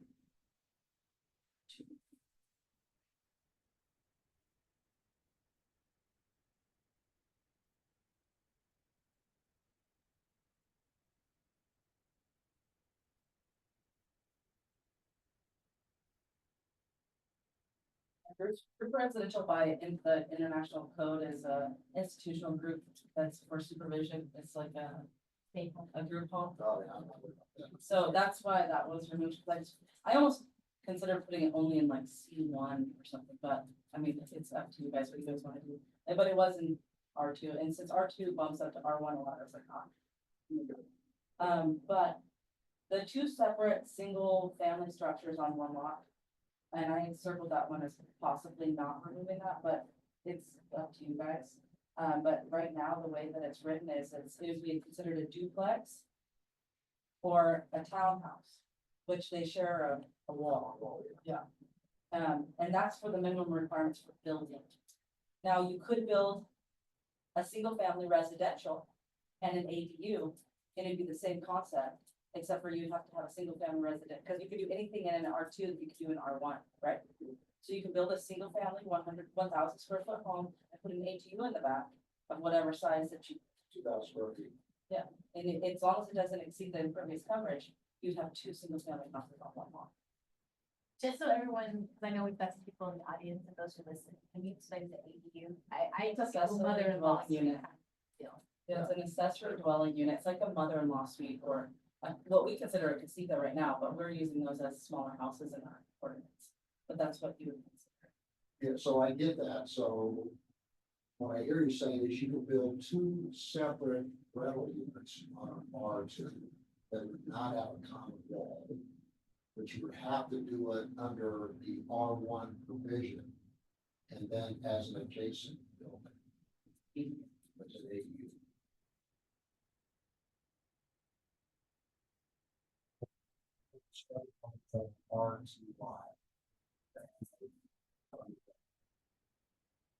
R2 is specifically only, it's specific to allowing a duplex. So R1 does not allow you a duplex. I know, yes. So R2 opens up, you can still have an R1 and you can have a duplex or townhouse in an R2. So it's opening up more options. Every time you get a bigger number in the R's, you have more options, right? So R4 is like the max creativity. So it's like protecting the R1 essentially by doing that. And so for having a duplex or townhouse on an R2, that's just an option. You don't have to only build a duplex or a townhouse there. You can build a single family house there. No, I understand that, but can you build on an R2? Single family dwelling and have 2 ADUs? As long as it doesn't exceed impervious coverage. So if the lot's big enough, you could build 3 units on an R2 and have 3 separate families living there. Essentially, Is that what we want for R2s? I'm, there's nothing stopping anybody from adding an ADU to their backyard. There's nothing, but if they're gonna do it as a short-term rental, which many people have as short-term rentals, it's ADUs. Or if you're gonna do it as a long-term, full-time rental, then you would have to have its own water utilities. so yeah, I got all that, yeah, that's, yeah. But what I hear you saying is R2 is not limited to 2 families. It's not, That's, yeah, essentially, no, and essentially, but R1 isn't either at this point. Because you can have all You can have an ADU too, in their rear yard of an R1, the. and many people do. So is it regulating the number of ADUs? and we have nothing that talks about that. I did not, because I'm just going off of what I'm was with you. allowed by the Yeah. code. And I've had so many people come in and saying, there's not enough affordable housing in Alpine. There's not enough affordable housing in Alpine. And so I didn't want to touch or restrict. I want to allow what is already there, because I'm not taking anything away from anybody. I'm just saying, yes, you can still do this, and but these are the requirements by the code. Yeah, so in theory, if you have a big enough R2, you could put 4 units on it. 4 simple water lines, 4 separate everything, 4 separate units. Okay, that's. So then the only You have difference, to have a primary structure first. you can go all at the same time. You have to build the primary structure first. Yeah. You have to have a primary structure built first, or else you're gonna have a problem with that one too. That little tiny house. No, I'm not talking about that, I'm not talking about the primary structure, its requirements, that you build other units that comply with the code, given the property is large enough. And they have to plat it that way too. Like you can't, you mean, you have to do all of the work, yes. And the chances of somebody doing that are slim to none. Like I've never had anybody come in and be like, Alpine. Before you use the backyard. Unless you don't live there. I mean, Well, they already exist. I know that on Lockhart you have yeah, the old ones that are there. I mean, there's multiple here that are like that, yeah. That they built on. okay. I raised the question because it talks about what we want to look at from a community standpoint, and what we want our properties to do. And essentially, what that tells us is R2s could be R4s. If you just, make them, if you're complying with the R2 requirements and you don't put, then I asked the question, what's between R2 and R4?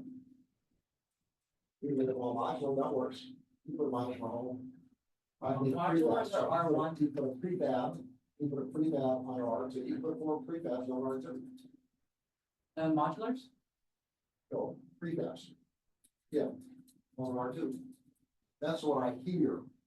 Okay. So, I don't know, Gio did a little research. I do want to point out, and Counselor Stone brought it up as well, there is current state legislation that may regulate AUDs, or ADU, sorry. Lot size is another one that's coming down, and what we can and can't do. So I know that, we just pulled one up, but I do think that as we work through this, we may want to mirror the legislation and account, like you said, we may do all this work and legislation comes in and said, well, you can't do that. I mean, I wouldn't, this probably won't get through to final vote before the new council any of May, I'm guessing. So, to be honest, that's probably, you're looking for June and July for this stuff, because you'll want to see what's up there. I mean, So the way we have it presented right now, following our ordinance procedures, is it is a first reading on April 1st and a second reading on June. Yeah. So, I mean, we can continue the discussion and not have it set for those dates. at the It's same fine, time, yeah. there's 9,000 bills, and guarantee, I mean, 15% of the last session got to the governor's desk, right? So slim chances to none on most of those things, but at the same time, something slips through. It's a lot of work. We have to adjust things all the time because of that. We have to do that with our fee schedule, which will have to be reviewed again anyways. Yeah. So it's gonna happen, but this right now has to be edited in anyways. Yeah. So the decision has to be made, and if something comes up where we have to edit one or two things, that's fine, but the majority of the other things need to be done. So I like the current way of pushing it through, to be honest, because I think there are votes for smaller lot sizes, and my personal view is I think even if it does change some character, and I'm just trying to create the conversation, I think even if it does change some character, the overriding issue of affordable housing is by far beats having 4 units on a really big lot. No, But that's also my personal. okay, well, I'm with, so I fundamentally agree, Yeah. we ought to push forward. Yeah. I would like us to look at some point, say, going from 7,000 square foot to 5,000 square foot lots, what are the implications given our current zoning map? Do you understand that? And that path, because frankly, if I see without 5,000 square foot, all I see is opportunity. I really do, for More buildings. more buildings, more opportunity. Lots, yeah. Then our challenge is gonna be infrastructure to support it, whether it's water, gas, and street standpoint. And because then you start looking and saying, what about impact fees, what are all the other things we have to worry about from a budget standpoint? From an infrastructure, actually, it's beneficial to have smaller lots because then your utilities aren't spread out. They are more condensed so that you're servicing more in fewer square footage or. I do have some notes. I just wanted council to be aware of everything that's going on, including the legislation that brought it up as well. I'm gonna work back with Casey since she has probably, notorious with the COG, she's got the best database for the mapping side of it. See if she can't pull out specific parcels by size. Oh, great. To highlight, I don't know, I know she has access to the appraisal district information and she has access, of course, to our zoning information. If there's not a way for her to do that, so I'll send her a quick note just saying, hey, that way visually, you guys can see what the impact would be. With a 10,000 square lot or higher, obviously if it's 7,000, they're not gonna split it. Yeah, the majority of the plats and surveys that I see, they wouldn't be able to split it. They wouldn't be able to do anything but build on it. And essentially, we want to allow people to build on their properties. It's a unnamed landowner slash builder that wants to build smaller homes. Have we had conversations with them to say that this is kind of would help them spark interest in investors or to get the project started? It's not so much about developers and investors, it's more people that just call me that want to buy a piece of property that they don't want a large footprint. That's the biggest thing that I get the most. I think, like somebody that's retired, that's moving out of a huge house that she had 3 or 4 kids and it's 2,000 plus square feet. She just wants a small little house, a little casita, and she doesn't want to maintain it, she doesn't want to clean it. Or it's a young couple that want to live out here and they want an affordable house because nothing here is attainable to them. Yeah. Is that we want to reach the people that want to live here that they can't afford to live here right now. I mean, That's same boat. the goal. Yeah. Well, I think we're all lining up. That all makes sense. Just implications, long term and for the short term. I think that we need to move on with this one, first reading and, changes are going, always going. We've been talking about this over and over and over and over, so it's time to move on. And they're doing a great job and questions, there will be always questions, so that will be that future city council. Darren, we didn't get to you. Jessica, I had a couple questions for you here. And then some for Ms. Trevino as well, if she could pop on camera. And I'll start with Ms. Trevino, if she didn't mind. Question I had for you, Cynthia, is I'm sure you've worked with other cities and their zoning laws. Is there, because some of this stuff comes down from the state, do you see a lot of cities postpone any zoning changes for certain time periods when do most cities wait for state statute or state legislatures to actually do things before they change theirs? Or is it a consistent amendment process over the 2 years? It's all over the board. What I will say is probably in the last 2 cycles, clients have been a little bit more leery of making changes only because there have been some, well, I'll call them surprises coming out of the legislation. They weren't necessarily surprises, but the impact of them were immense, once the bills actually got passed. And so, again, like I said, it's really hard to say, what will pass, what doesn't pass these days, the legislature. But yeah, we have seen some folks, having some hesitancy because you don't want to write, and then have to go back through and rewrite. Gotcha. And I know at the state level, the ADUs that they're doing there and everything, I would prefer for that to be local control, so local government's actually doing it, but the state's pushing it because housing affordability is an issue. The other question I had then kind of is for Jessica is, did Rob Rooks help you on writing on any of this at all, or no? Yes, When he we was did. with the city? The definitions that were put into our, paper, in our ordinance. We had, updated them straight out of the book. He did all the definitions, so he did them word for word on it there. So. Okay, then where my mind goes with that is he's going to be taking the seat. I was just going to say he's going to be taking the seat that I'm in, so I'm sure he would be approved. He wants this to be approved. He's here, he's listening. Here you go. I'm assuming since he worked on this, if he was in the Ward 3 seat, he would want this to move forward. It would be my guess.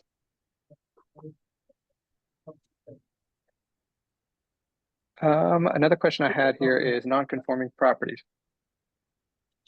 Sorry, Jessica, non-conforming properties. If a property is non-conforming, what does that inhibit the property owner from doing? Can they still do additions, receive permits to do additions?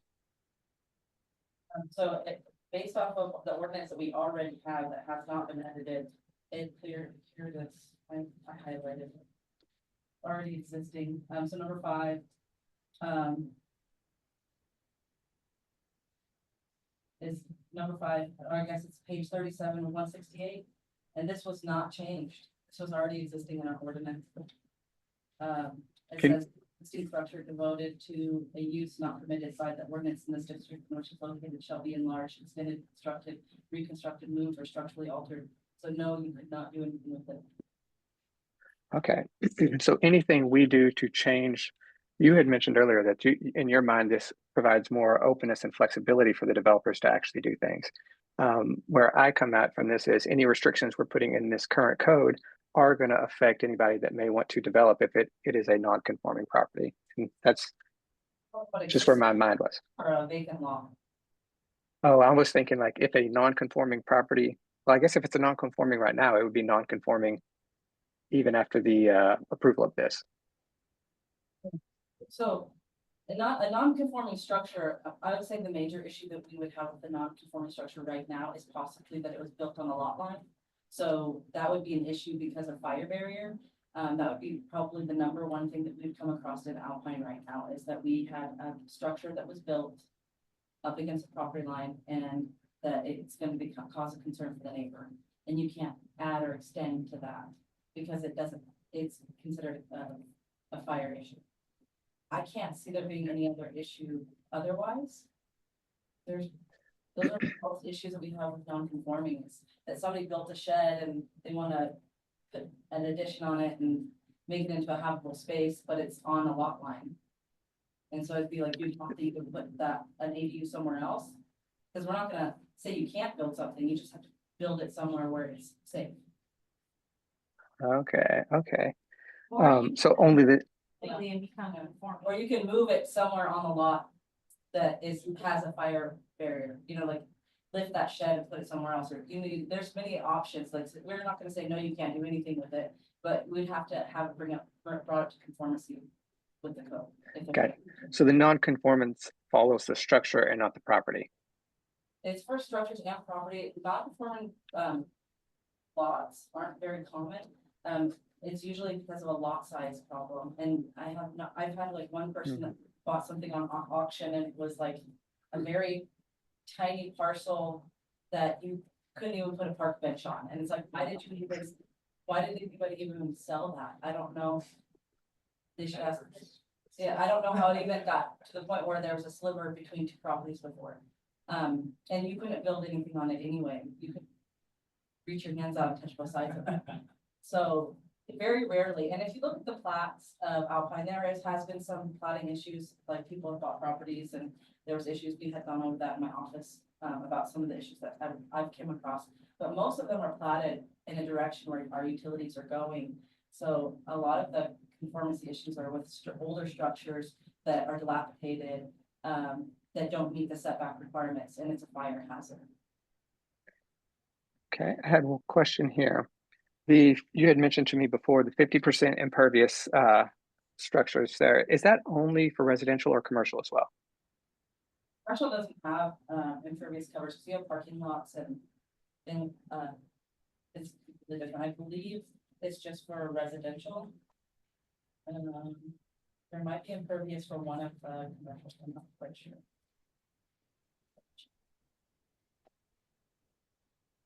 Yeah, so C1 does not have impervious coverage. Oh yeah, it's not applicable. It does not have it? No, it doesn't. So in a commercial, I mean, typically you have the structure go up, they put parking and they landscape in commercial. For residential, it's a little bit different.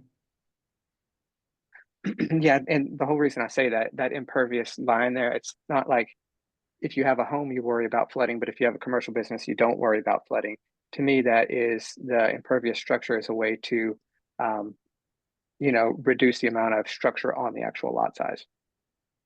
In my mind, you had said the IZC and the ICC, those international kind of boilerplate codes and stuff that we do. Are they typically more flexible? Because if they're being used for rural, urban, small, large, every type of city in the world, I would assume that that's kind of like a baseline amount. It's the minimum requirements, and most of the codes that have been put into that book was because something bad happened and they had to find a solution for it. So the code is not to restrict people, it's to help people have life, health, safety is what it comes down to. Okay, but even though it leans to a more flexible version, I know a lot of people are getting rid of parking requirements and everything else like that, like one parking spot per house and everything else like that in larger cities, because the exact argument we're having here right now, if you have a piece of land, are you going to develop on it or are you going to put a parking lot on it? What provides more value and tax revenue for that area? But the IZC or the IBC, whatever it is, they still require one parking spot, or I'm sorry, the mic went off. They require 2 parking spots. Wow, that's a lot of parking spots. Okay. So even though this leans more flexible, it sounds like it's also traditional as well. I mean, I'm sure that in some of the higher density areas, they're probably removing a lot of the parking requirements because they have off-street payable parking somewhere else. And that they've developed for that reason, but for new construction going in, if somebody was gonna build a house, they'd have enough room on their lot for 2 parking spots based off of the International Property Maintenance Code and the International Zoning Code. And I think Gotcha. that, I guess if you have a house, they expect you to have a car if you're an American. The replacement replacement cost, when you come back in and you do look at properties and you said the 50% cost or 50% value, is that a replacement cost? And I saw, wasn't that by the code enforcement officer? Who defines that replacement cost and how is it done? building official, but at the same time, there is a leniency to it. I know that it's not so strict.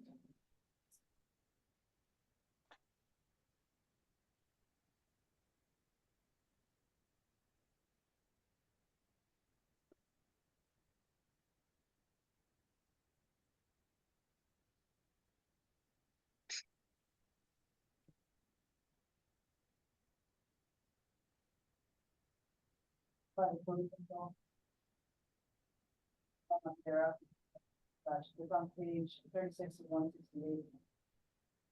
Page 36.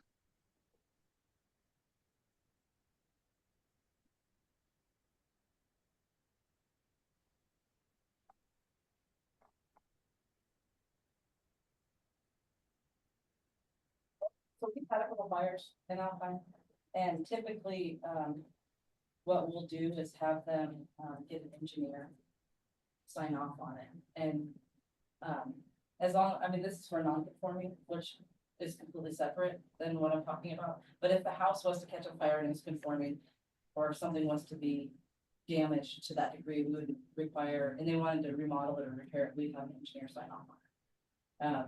On non-conforming, we can separate in the case that we don't want non-conformities to exist, we want them to come into conformity.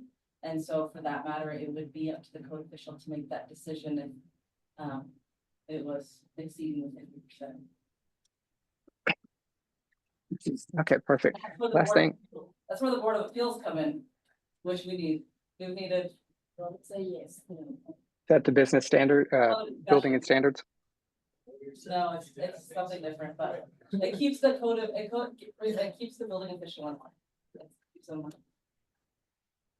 I was gonna mention too, what y'all had just mentioned about the 10,000 square foot lots is there is a, Megan, if you can't find that one person to actually do that, there's a software called Regrid, and you can do it as well, where you can, that's gonna be acreage size or whatever else like that, and you can do a color overlay and it will show all the properties in the city that are 10,000 and over. So I'll work with you outside of that. Maybe we can do, see where those larger properties are or smaller. Last thing I was gonna mention here is I'm in agreement, just like everyone else, Jessica, with you on this. And the argument that we kind of heard out there at the end, I think it is going to be, you know, besides one side or the other side about retaining the neighborhood integrity and the neighborhood character of that neighborhood, as opposed to the housing affordability and everything else.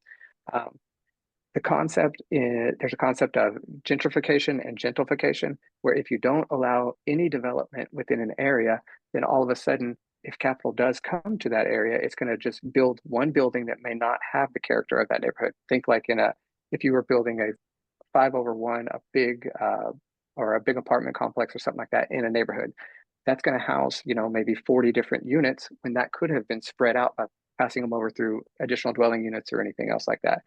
So by allowing the flexibility in this zoning for people to do ADUs, duplexes, triplexes, all this other kind of stuff, you're spreading out the development and the supply of housing on a broader area as opposed to focusing it on just building an apartment complex. And that was everything that I had.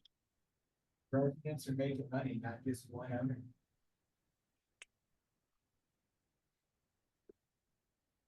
I was adding, Darren, I was saying, and residents are making money, and it's not just one apartment. Yes.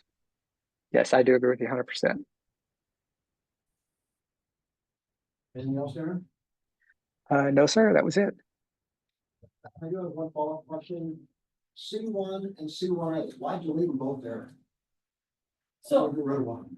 so the idea behind, and I don't know if it's in this information, but to remove C2A Or one. and marry them with C1A, because essentially they offer the same thing, and C2A has never been codified. It exists on our zoning map, but you can't find any information in our ordinance on it.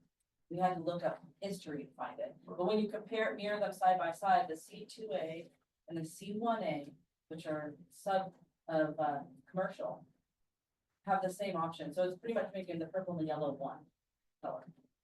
And part of the reason I raised it again, it goes back to the discussion about the outline alcohol. Because C1A automatically approved, C1 is not.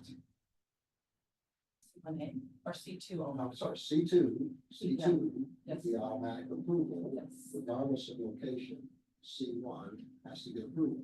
Yes, because C2 is downtown district, so if you look at the map, C2 is gray. And you only see gray through the meat of town. Remember that we have C2s that are against residential. C1 is the red, those are completely different, I was talking about the accessory ones. No, I'm with you. No, it's just that we have C2s and Rs right next to each other. Yeah, so, I mean, just my opinion based off of what I've had to deal with zoning and other people's houses being bumped up against, commercial. We don't utilize C0 very often, and it really should be the sandwich. For the comprehensive plan, my suggestion going forward is to have that as a buffer between commercial and residential. That keeps that low density offices and stuff like that, kind of like filtering out the high traffic, and so they can't push the commercial in, and you can protect that residential area. Conceptually, I agree, we have a big chat about how you make that. I mean, yeah, I mean, I have an idea, it's gonna look like a sandwich. Yeah. Propose a collab. What mention it? Nicely done. So, do you know what to go do next? I do have notes for some of the corrections. I'll- Do I need to stay for this fine one? you should, because that was. Commissioner Lance. Yep. Do you wanna, if you'd like, to call a break, if you wanna leave off back. So I hear, why don't we do a 5-minute recess, one function break. That's what it's, happened, Jesus. I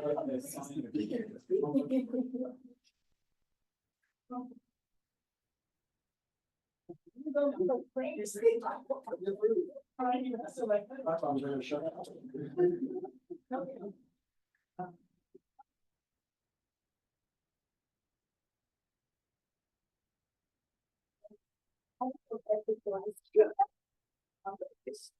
It's so chocolate. Somebody's.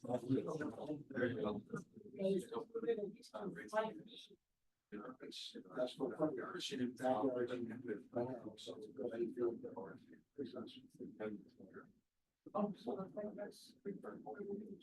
So from the other main sport, house line back. So if the house is here, there's not really. Your house is here. You do 8 feet all the way around there. That's fine. Yeah, I was 25.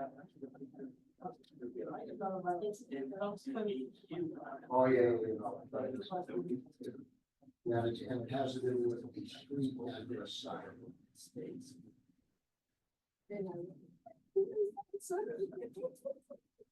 Hola, Kevin, ¿cómo está? Cansada. Tuve toda la nieta toda la semana. It's a good time. I had her and the puppy. So then you went with me. I'm so proud of you. Are we gonna be that brave? I don't know. Well, see, that's why, yeah, I thought we were doing well, not yet, that's why, Why not? this is one of my frustrations. Why not? I know we're trying to move things forward, but I just want to, what are you guys? You understand that it's a lot easier to go. Unless we study that and look at economic, what's it look like? Started working it out, frankly, I've got a bunch of C2 property, I just heard mine go open up wide open, I can go build a lot of stuff. One thing I was gonna suggest too is that, she might speak with a couple of, I don't know the name, but a few of those developers that have some land in the town. Oh, yeah. Large land, and might make sure that, because, you know, if this passes, that might need 20 or 50 houses like that. Oh, no. And goodness gracious, you know, that means really good things in some ways, but it also might reduce housing costs and, you know, hurt property values. And, you know, it's hard to say which side I could jump, you know, immediately. It'd probably be, you know, standing on both sides of it a little bit. That's the way everything is. But, I mean, that's to me why it's really important to understand the zoning. implications. yeah. Because if we understand that, now you can say, okay, if you're going down to 5,000, where would those options really be and what are the implications? Because that opens up. Yeah. Yeah, so I've got a number of 4-acre lots. Sure. What I just heard is I can build that anything I want, 4-acre lots. 5,000 square feet, piece of cake. Yeah. Is out the split them, or just build 4 units on it. Yeah, I hear it. Because I've already been looking at, I've really been looking at, cost for construction for square foot. That are nice looking buildings, not metal. buildings. Yeah. You know, it's okay, we'll do it. Some type of fake stucco or who knows what it is. No, it's not fixed, no, it's Paneling. it's some new technology that's out there, I'm going to have to get yours to prove it, so, but it makes it look nice. Yeah. You never know what you're doing. Yeah. I've always been looking at those hemp buildings and stuff too. I think those are the hemp buildings, you use it as it looks like a stepper. And, it's very fire resistant. I mean, and then you can just put sand and throw some, a cement type exterior thing on the outside of it. Yeah, the key is getting the structural engineer to sign on. Yeah. I was just trying to figure out where my house is on. Oh, good. Well, that's what I have. I have a plotter. I have a two-sided on plotter, so I can put them on.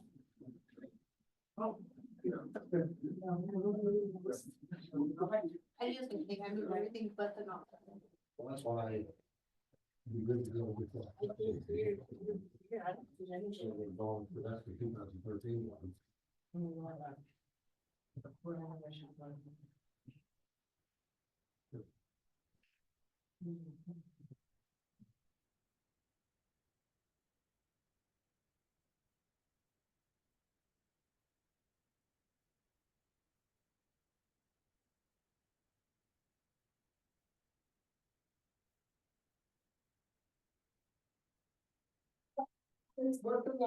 I know, just say, Catherine, get back to Rick's son, just a killing guy, he just plows on. Too far away. This is another vision of being, what do you call it? Betting on. This is it. Okay. We ready to go? Yes. Okay, let's press on. Did you want to shift the order, Megan? That sign ordinance versus the alcohol beverage ordinance? I'd say we do the alcohol. Okay, so Megan, the floor is yours relative to, chapter 22.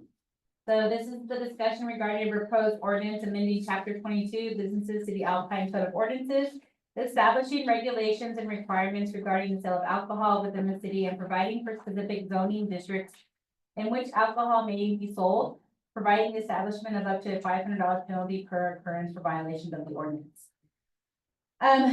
For probably the past year, we've had conversations, every time we have a special use permit come up regarding the sale of alcohol, with different businesses. And a little background, a lot of the businesses that have been applying are ones that have actually just been sold. Or they're asking for most recent, the late night extensions. So part of the discussion with planning and zoning, was the recommendation to update the ordinance to outline more of a specific process. This will help the office of the city secretary kind of streamline getting the applications through. There was concerns with meeting certain deadlines with the state. I know that our legal counsel also provided insight on this as well. Some of the concerns that were brought up, of course, more recently is, a way that ordinance is read right now. Obviously C2 would be an automatic approval. But there was some concerns in regards to, we do have oddities with C2s that are located right up against residential areas. There of course would be some of the restrictions. I did forward to council as well as to building services. The feedback that we received from legal counsel regarding the zoning or the update for the alcohol ordinance. In discussion with the city secretary, we kind of thought the C2 near residential was to be an issue to adjust the current recommendation. To include that if the C2 is up against a residential, they have to go through a special use permit. And then it would go through all the notifications and process. So we would update the current proposed ordinance to include that additional information as well. I will let Cynthia step in so she can provide more insight on her information. The reason why it's not all included is because of course the packet deadlines. Yeah. But you were provided that information. Cynthia, do you want to provide some of that additional feedback on the alcohol ordinance? Yes, ma'am, of course.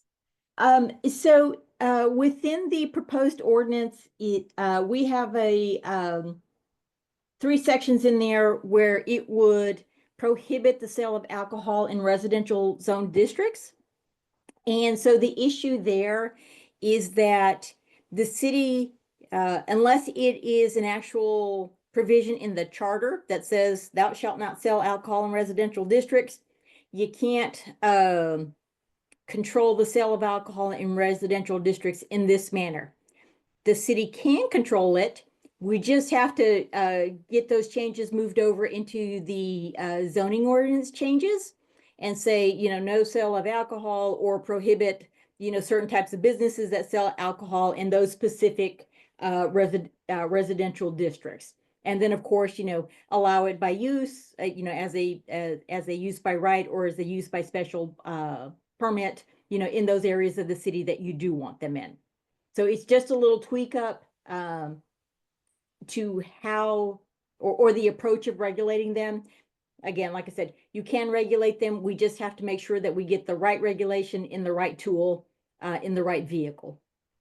So that, I think, was the biggest issue that is the biggest change that we need to make. And most of the other regulations, I think, except for maybe a possible typo, we're good.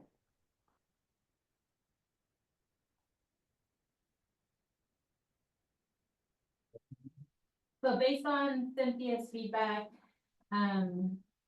obviously the recommendation would be to remove section 22-124 and indicate a slightly different verbiage under the zoning ordinance that we're also reviewing. That just specifically says, businesses are home, I guess it'd be home occupation businesses within residential areas are not permitted to sell.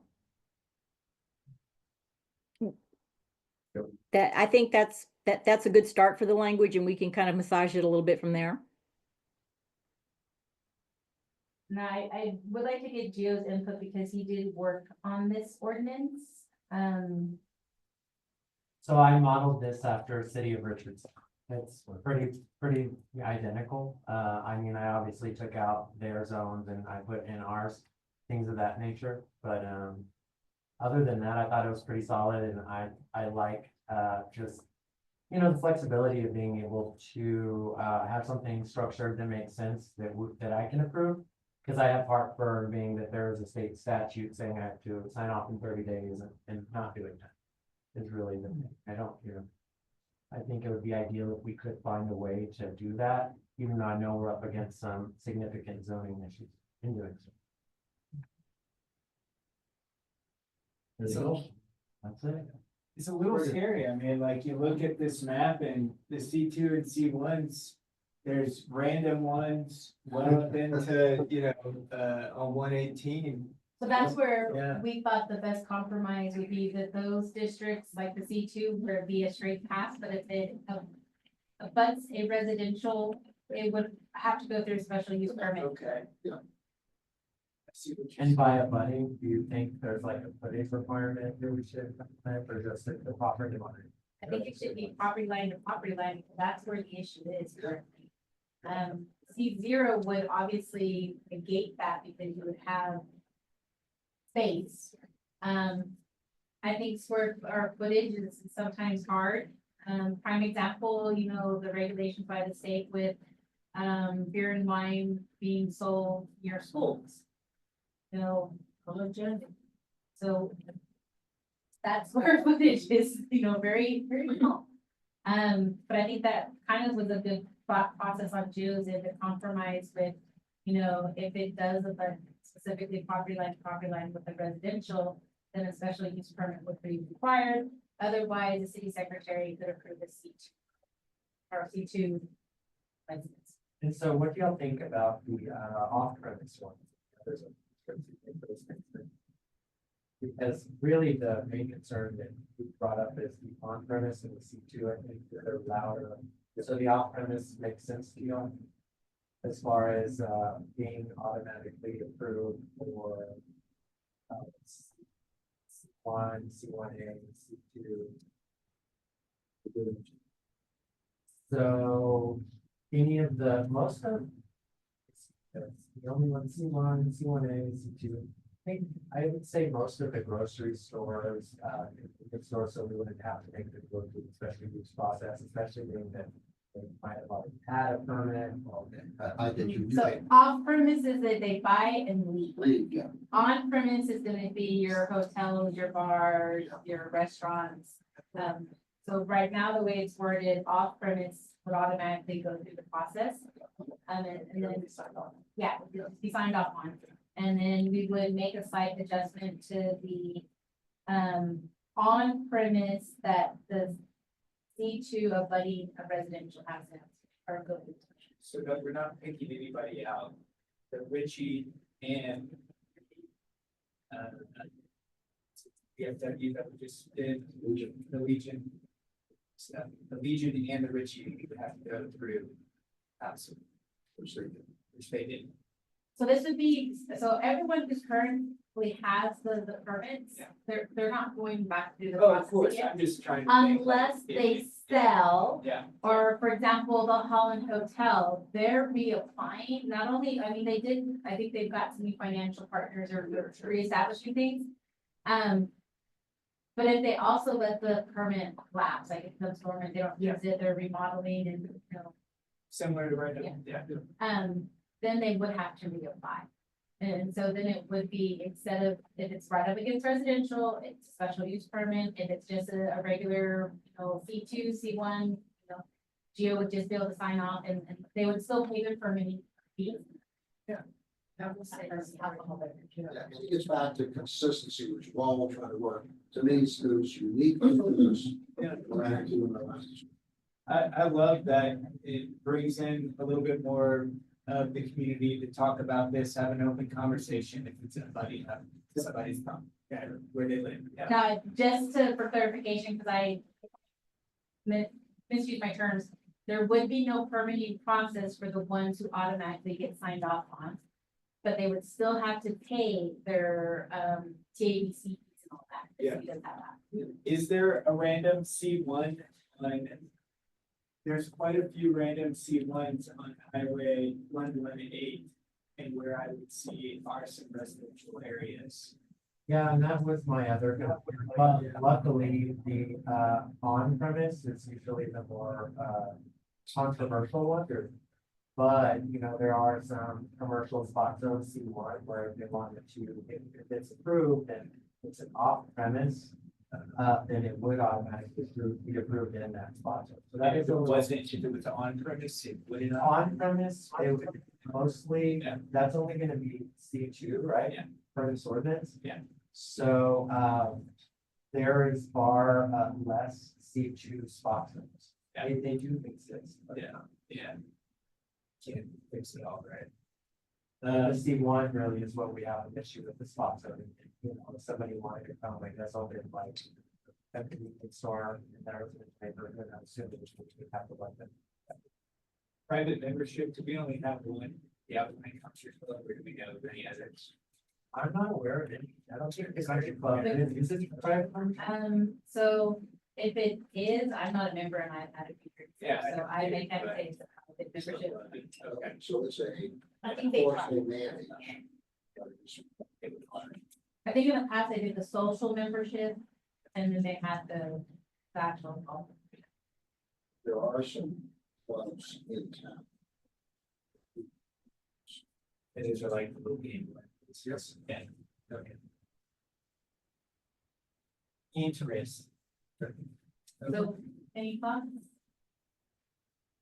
Is it? Darren? No real thoughts on my end.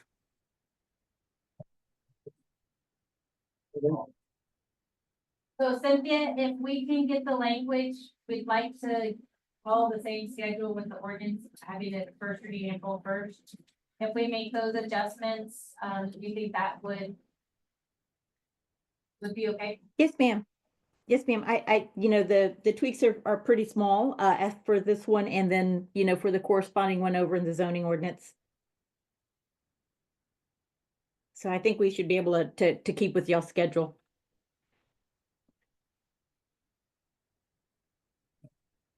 So, Landlords. so the next one is to discuss regarding proposed ordinance amendment chapter 78, sign the Alpine Code of Ordinances, amending the rules, regulations, and general requirements regarding signs in the corporate city limits, providing establishment of up to a $500 penalty per occurrence for violations of the ordinance. So this one actually started with Commissioner Laxton visiting, she's on our planning and zoning commission.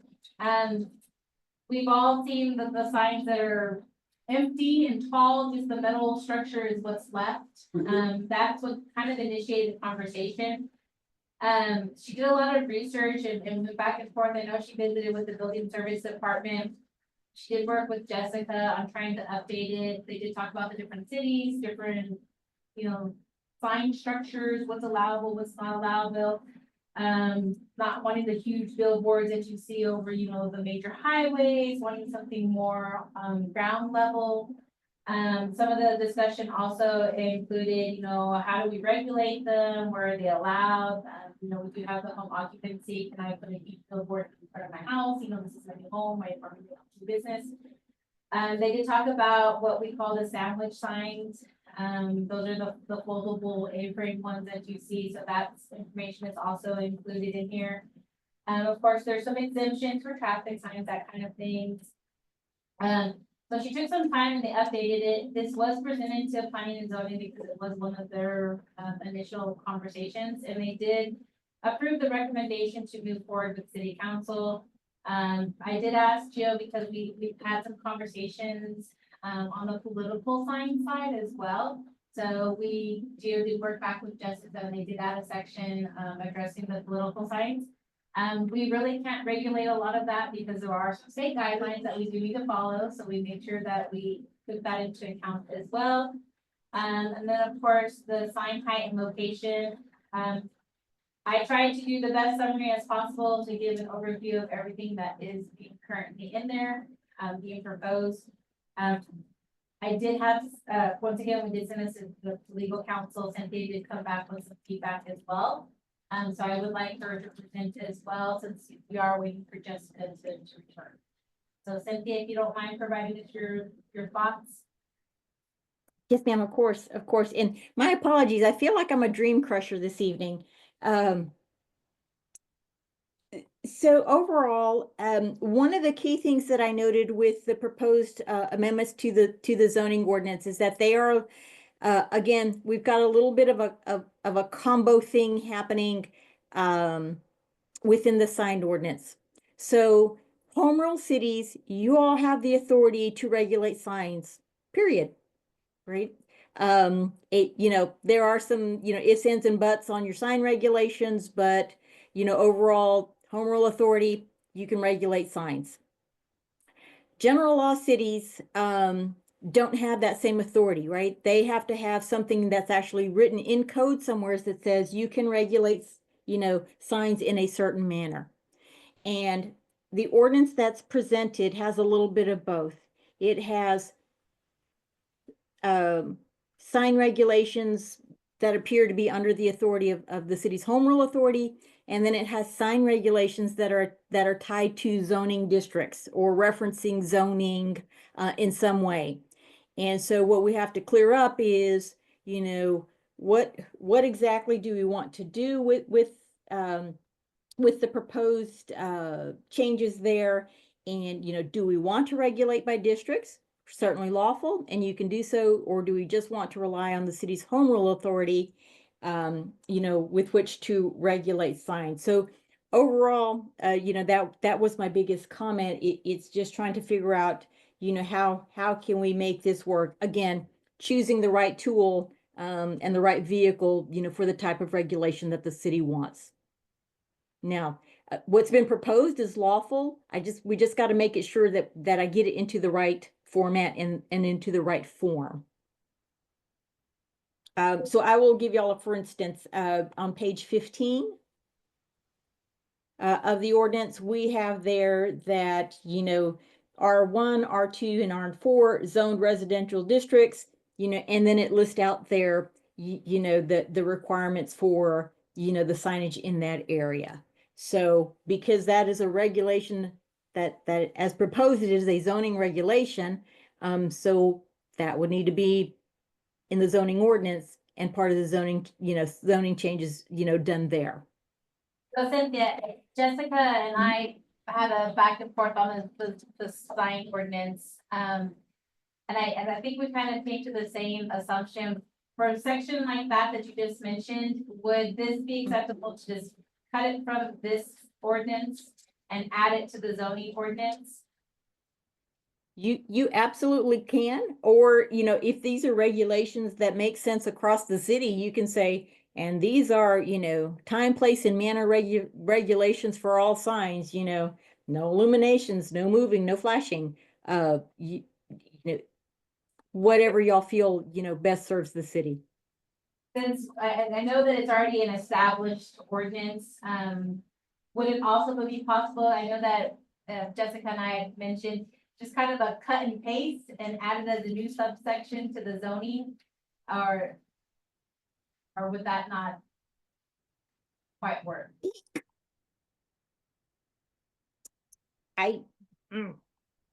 You know, I think you could actually attach it as an appendix saying, you know, and here are the sign regulations, you know, for the various districts.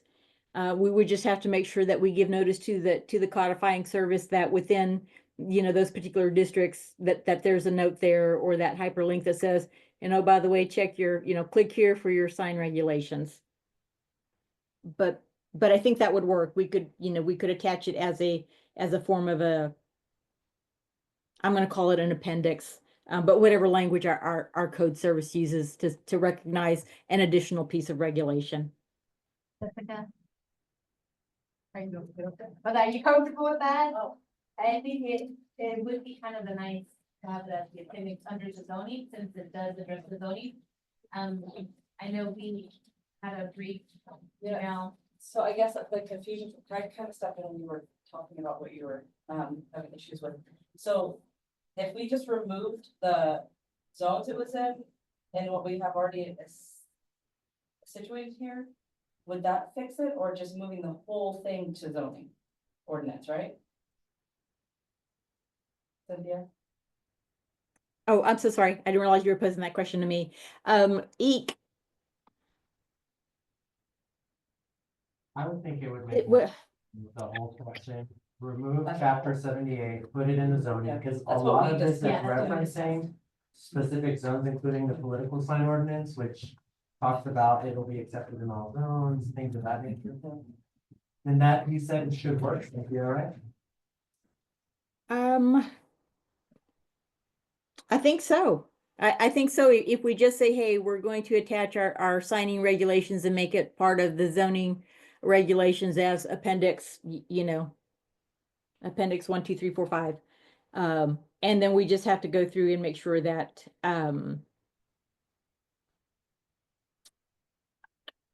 So it just make more sense. I'm trying to think off the top of my head if there's anything else that I need to warn you about, you know, with if we move that this way. Off the top of my head, I don't think that there would be a big issue. My concern is like having it in the two different sections. I think it would just make more sense if it's all in there. Was the main issue restricting it signs in certain zones? Is that what the main issue is? So home rules can regulate signage, and so can general law. It was just, how do we want to regulate it? And the fact that we included the zones, we could regulate the signage through the zoning ordinance as a whole. Just make it an appendix. Yeah, so make it as an appendix. Yeah. I think that makes more sense. And whatever needs to be edited from there. Yeah, and just running a quick, you know, run through here. I think we could actually attach it as an appendix to, you know, to those regulations. I don't see that there's a big, you know, hindrance in that. Okay, well, we can work. By running it as a change. Mhm. So your zoning ordinance just grew an appendix. So, and as part of that, when you're working it, would you please make sure our schools are compliant, because based upon this, they would not be compliant. Our school signs, the high school, the elementary school, they do flash, some rotate, I mean, I just wanna make sure we don't screw up our school, because right now this would not comply, because they are in R1. That's what I was looking for. Yeah, just, yeah, The high I school agree with too. you know, do sign up. Yeah. Do they ask permission to put a sign there? Well, no, it was all part of the plan, but our current sign ordinance would say that's not legal. I just want to make sure, I like Rosie's thing, I just want to make sure we're doing the right things for Rosie and for our signs. and for our schools. Is there grandfathering in this as well? I know the word gets thrown around. I think we just need to change, especially our school district. Yeah, they're changing out their signs right now. Yeah. So they just recently got their permit, so the thing is we would want them to be in compliance, because if it happens again in 30 years when they need to get their signs updated, Yeah, we don't want them to feel like they can't. yeah, And, the school signs are great, so just, you guys will look at. So I have a note that we're gonna move it as an appendix to the zoning ordinance, verify school district signs, and make sure that we, if it gets approved by city council, that we notify the codifier to add the specific language to check the appendix. Did you guys have any heartburn over the sign ordinance? I got some things. Go ahead, Let's go ahead. start. Yeah. Keep going. I was gonna bring up, first thing, dark skies is thought about in here, just in general. absolutely. Had not, Yes. Yes. Yes. Moving through. Second thing, billboards. I am very concerned about allowing them in C2 areas, especially in what seem like residential areas. And also the beginning of a highway stretch going out of town towards that, as well as our Main Street district. I will give a short, quick story. I look young, but I was around in the ledge in 2009, and they were about to make a bunch of state highways billboard free zones. And they were gonna call them historic highways and things like that. I think one was literally gonna be from Alpine to Fort Davis. That never passed. Reagan, other sign companies, not named after me, but the sign companies obviously fought that, and that was against a lot of residents' wishes. You now drive from Austin to Lano, and it's billboard, billboard, billboard, and they're gonna keep going all the way. That was one of the proposed highways to not have billboards on. They're also blazing the hills and putting houses all over them, but that's not my point. I guess what I'm trying to say is like, with the current ordinance, how I understand is downtown, as well as a good portion of 118 north, as well as between town and the airport, could just blow up with billboards, and especially when we bring something up like this, someone's gonna hear that and be like, they can get $2,000 a month throwing up a billboard. Throw up as many as you can. There's literally, like, in front of my house, potentially there could be billboards on 6th Street and, not 6th Street, but 118 in front of my house, in what I think is very much, a residential town area. I would propose that, my idea is, we don't need to be supporting billboards, and I know I just was talking about strengthening property rights. But my idea is, let's try to not get rid of them, but, we got a grandfather what's there. I would really love that we can still look out, and some of us, that can climb on our roofs or whatever else, that we can look out at the hills. We don't gotta see billboards everywhere, but, that's just a first thought there. I wanna see what y'all's thoughts are too. And I will come back after. I hope that we can have a discussion on that. I just wanna make sure we're cleaning up some of the political stuff, because that was some stuff that I was talking about a year ago, but, what do y'all think on that? I've seen some billboards. West side, yeah, yeah. Falling apart. Just to let you know, the only reason I put C2 only is because there was no restrictions. Yeah. So I put C2 as an option to discuss. You could say only in ETJ. I don't care what you guys say, but I had somebody come in that wanted to put a billboard right next to a residential area on a C1A or a C1, so the red one, right? And they wanted to put a billboard there going south town, and I was like, you don't have any restrictions for billboards. So I was like, where can we narrow it down so they're allowable, but they're not allowable everywhere? So Yeah. I put C2 because C2 is business district, but if you guys don't want to see it all, that's your guys' choice. But there was no restrictions for billboard signs before I did this, so that's the reason I put C2. Just to kind of give you guys an idea of You rush it What's through, coming? but what could potentially be coming.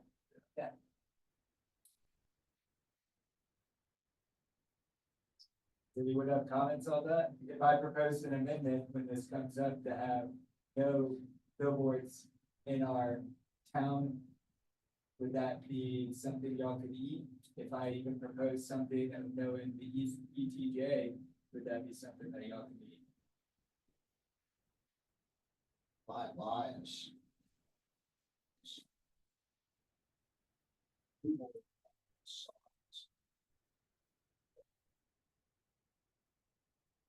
Billboard is what this is, yeah. I'm not there with that ball.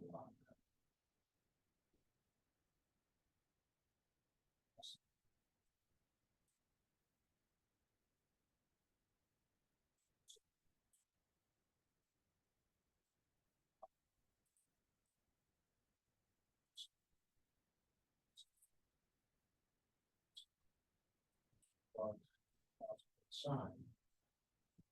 I would actually, signs, they should be down, they should be over down. But also, we get the advertising all the way from. So, I need to see this policy get out of town.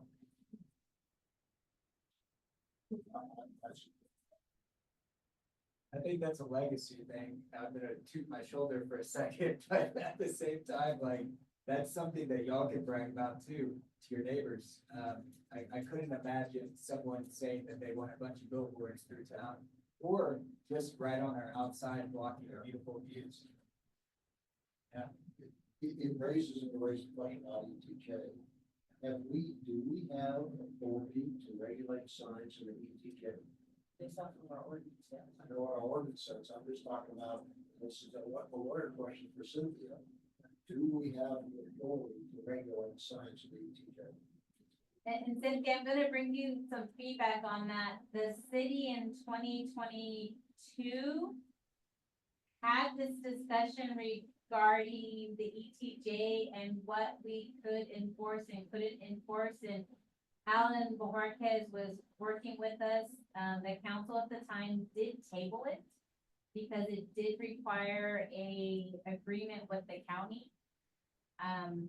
So now you know what's going on with that.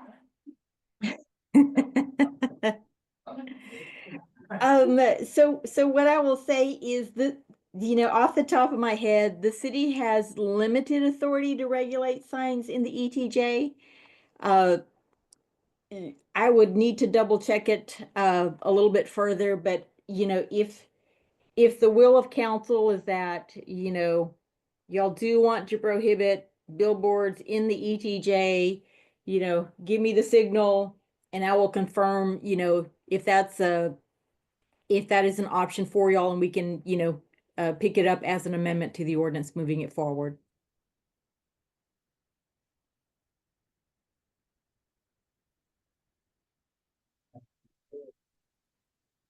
And I'm so sorry, the microphones seem to be going a little bit in and out on us over here, or at least for me. Yeah, Cynthia, can you hear me now? Yes, sir. Yeah, so, having a discussion with the county is easy to do.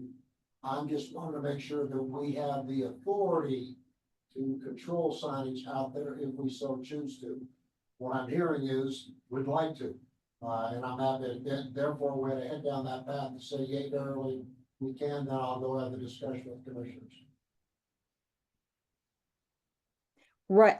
So the local government code actually has a section that says, a municipality may extend the provisions of its outdoor sign regulatory ordinance and enforce the ordinance within its area of extraterritorial jurisdiction. And then it gives a list of ifs, ands, and buts. And I would need to be able to review the ifs, ands, and buts a little bit more closely to say for sure how much authority does the city have. Thank you, please do. Aaron, you got thoughts? No, I actually don't. No thoughts on this one. Yeah, so after you review it, I'll be happy to talk. Well, it sounds like we may not have cross commissioners.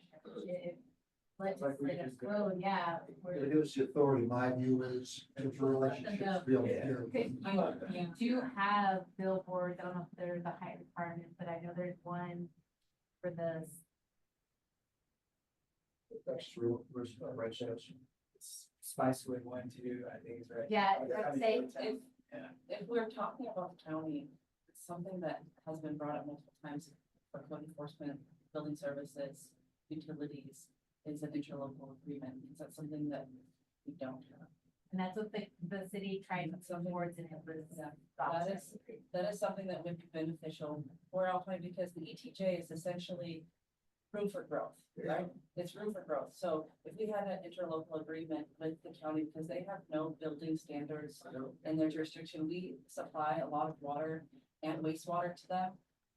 And so for us to have an agreement with them on certain things that are detrimental to the city, I think would be an incredible thing for us to accomplish, because it hasn't been done, and I don't even know if it ever has been. No, Um, like I said, but it's definitely something. it will. My personal thought is do this as best as we can, whether that's city or and ETJ, and have a conversation at the same time. Because obviously things can happen quick and, you know, if somebody wants to set up a lunch, they can do that. Okay, so you want to do the next?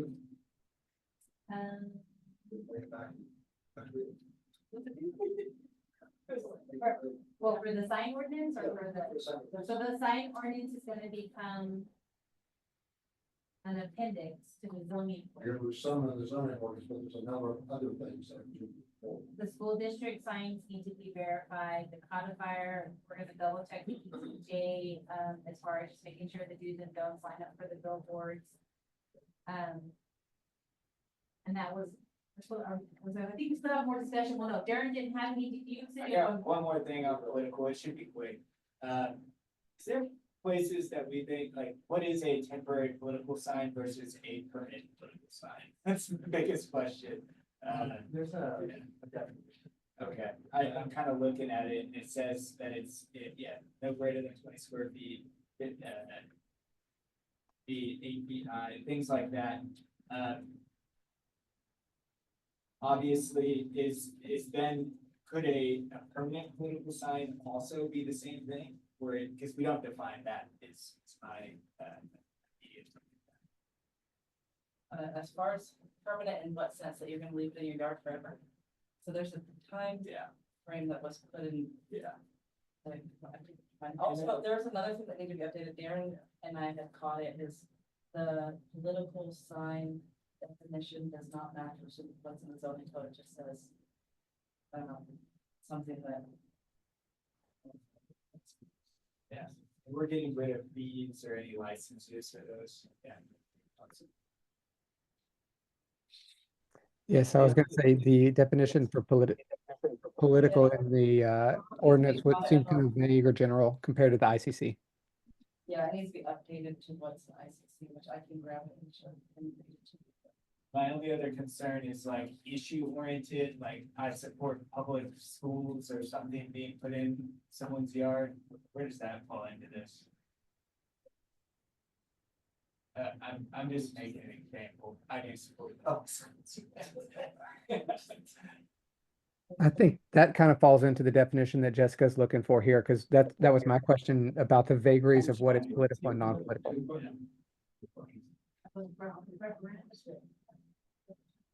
I mean, I don't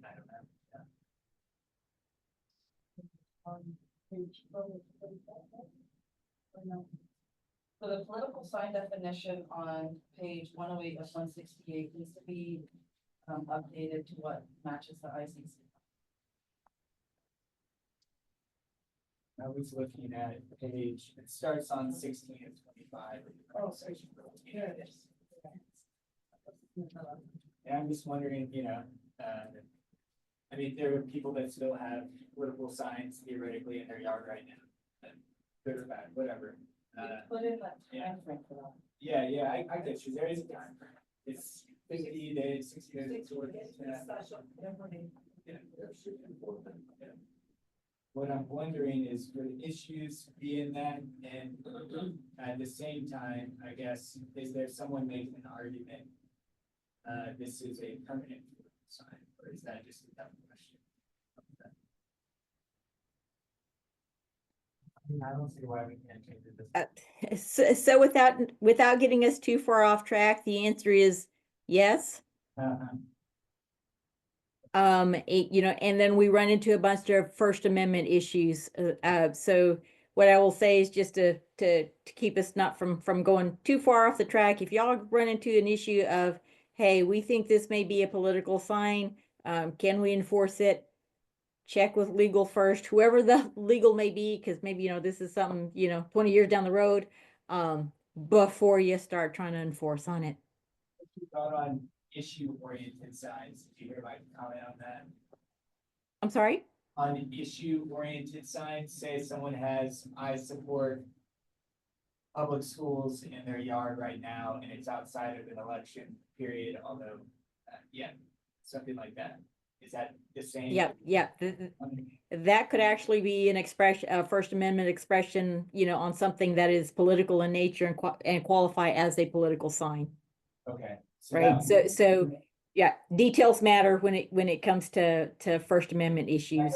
Now, if someone has a sign saying, I support the Border Patrol or something like that too. I mean, they could be the same thing. They could love public schools and Border Patrol. I was just trying to say is like, that's also a political sign as well.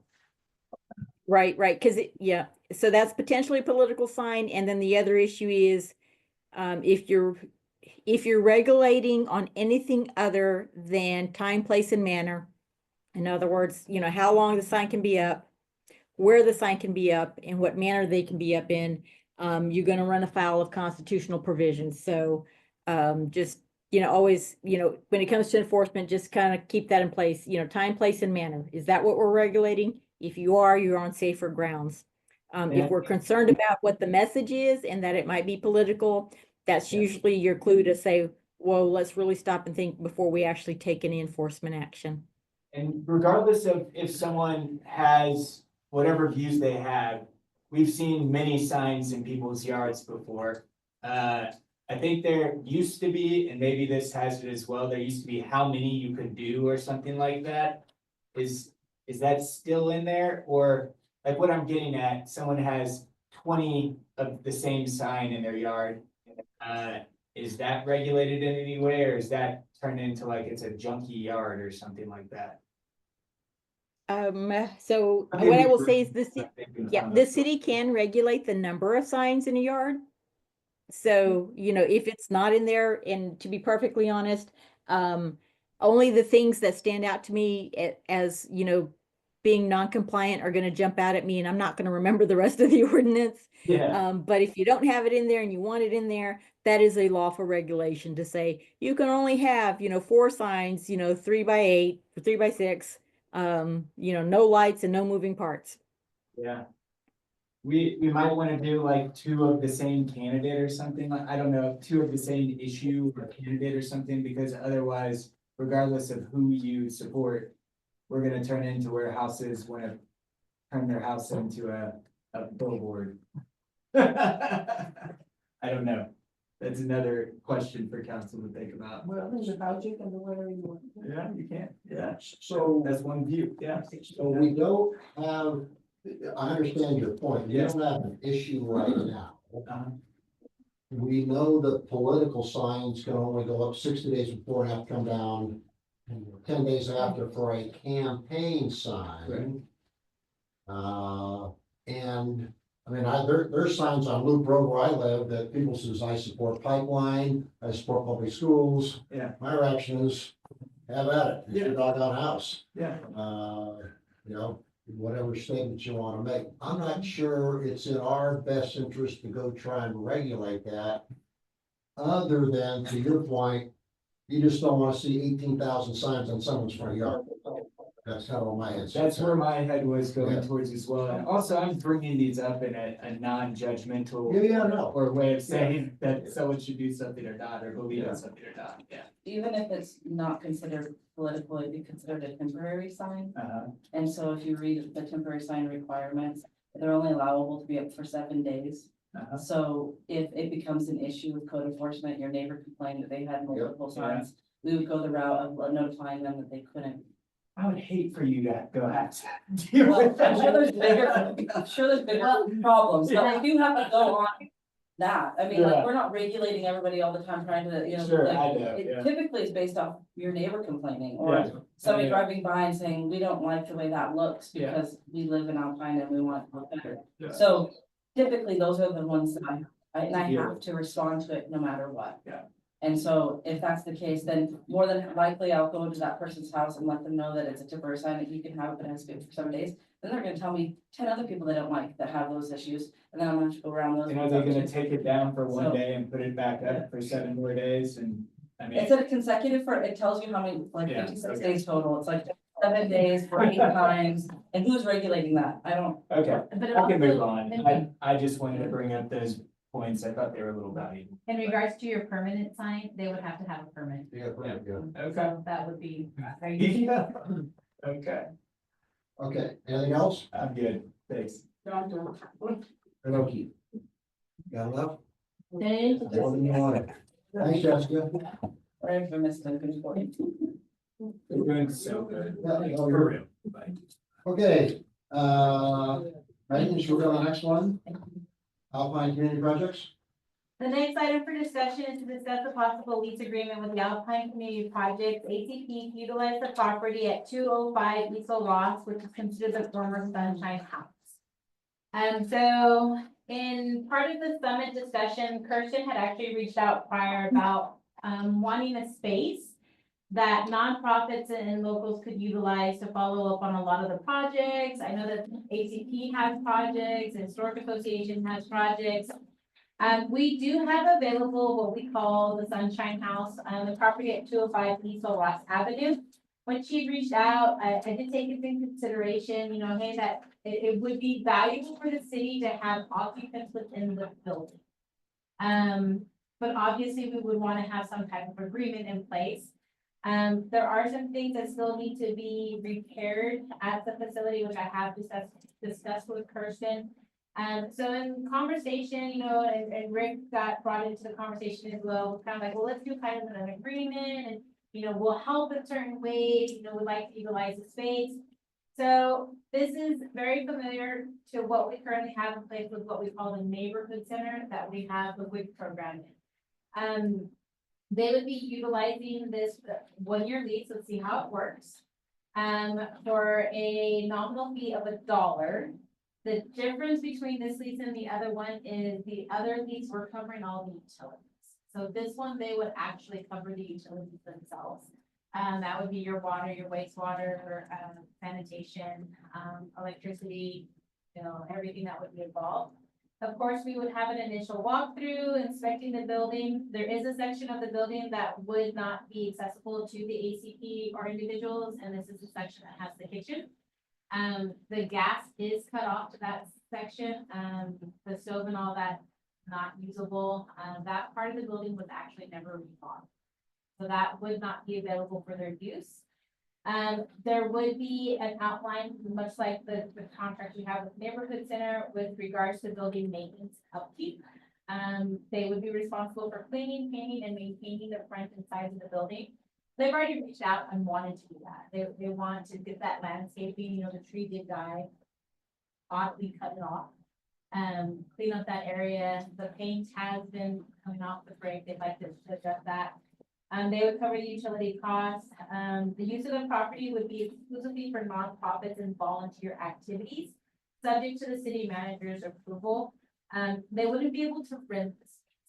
So, you know, the first year we want to get it off the ground before we move into maybe a different type of lease agreement, that they would be able to do that. At a minimum, they would be used to follow up on all of the ongoing projects from the summit. There was a lot of stuff that came out of that, a lot of volunteers, a lot of interested parties. I've already mentioned the restricted area. And then it would really just be a collaboration between us and the ACP. I do not, like I said, Kirsten was gonna look into how she'd like to have it structured as well, so we can kind of have an agreement. I put this on as a discussion item after talking with her, to kind of, get the council's opinion and thoughts on moving forward with coming up with the lease with the, Alpine Community Projects to utilize that. That's it. I think this is a really good idea.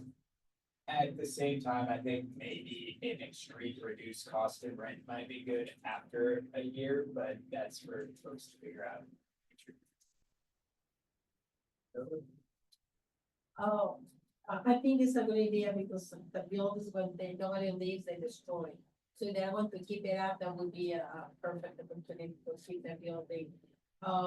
When they will be ready to get in is, see we approve it. So when they will be able to get into the building. So we're currently working on a rodent issue. We want to make sure that that is, we have a raccoon. Yeah. We have a Oh, that's raccoon. free, then they can get. So we just want to make sure that we get the known areas, sealed away so that he cannot return. And then of course we would go in and do a deep clean. Eddie's team has started, paving season.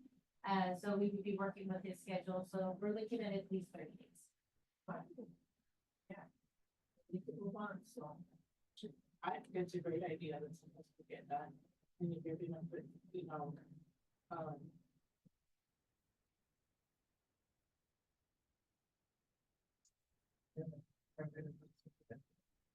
that is what it is. And just seeing it, what we can be done there.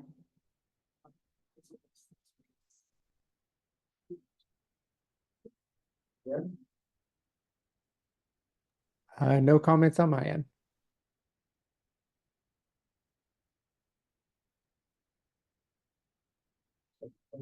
Sign the gentleman. And through all of their makes sense long term.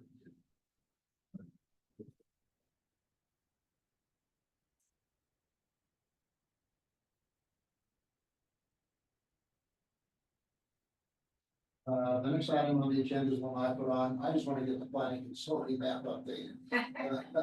And so it was really about, what's the schedule to go off and do that? I know Is this the updating? that's 2013. No, but somebody was working in the new. So we have a draft updated map. Yeah.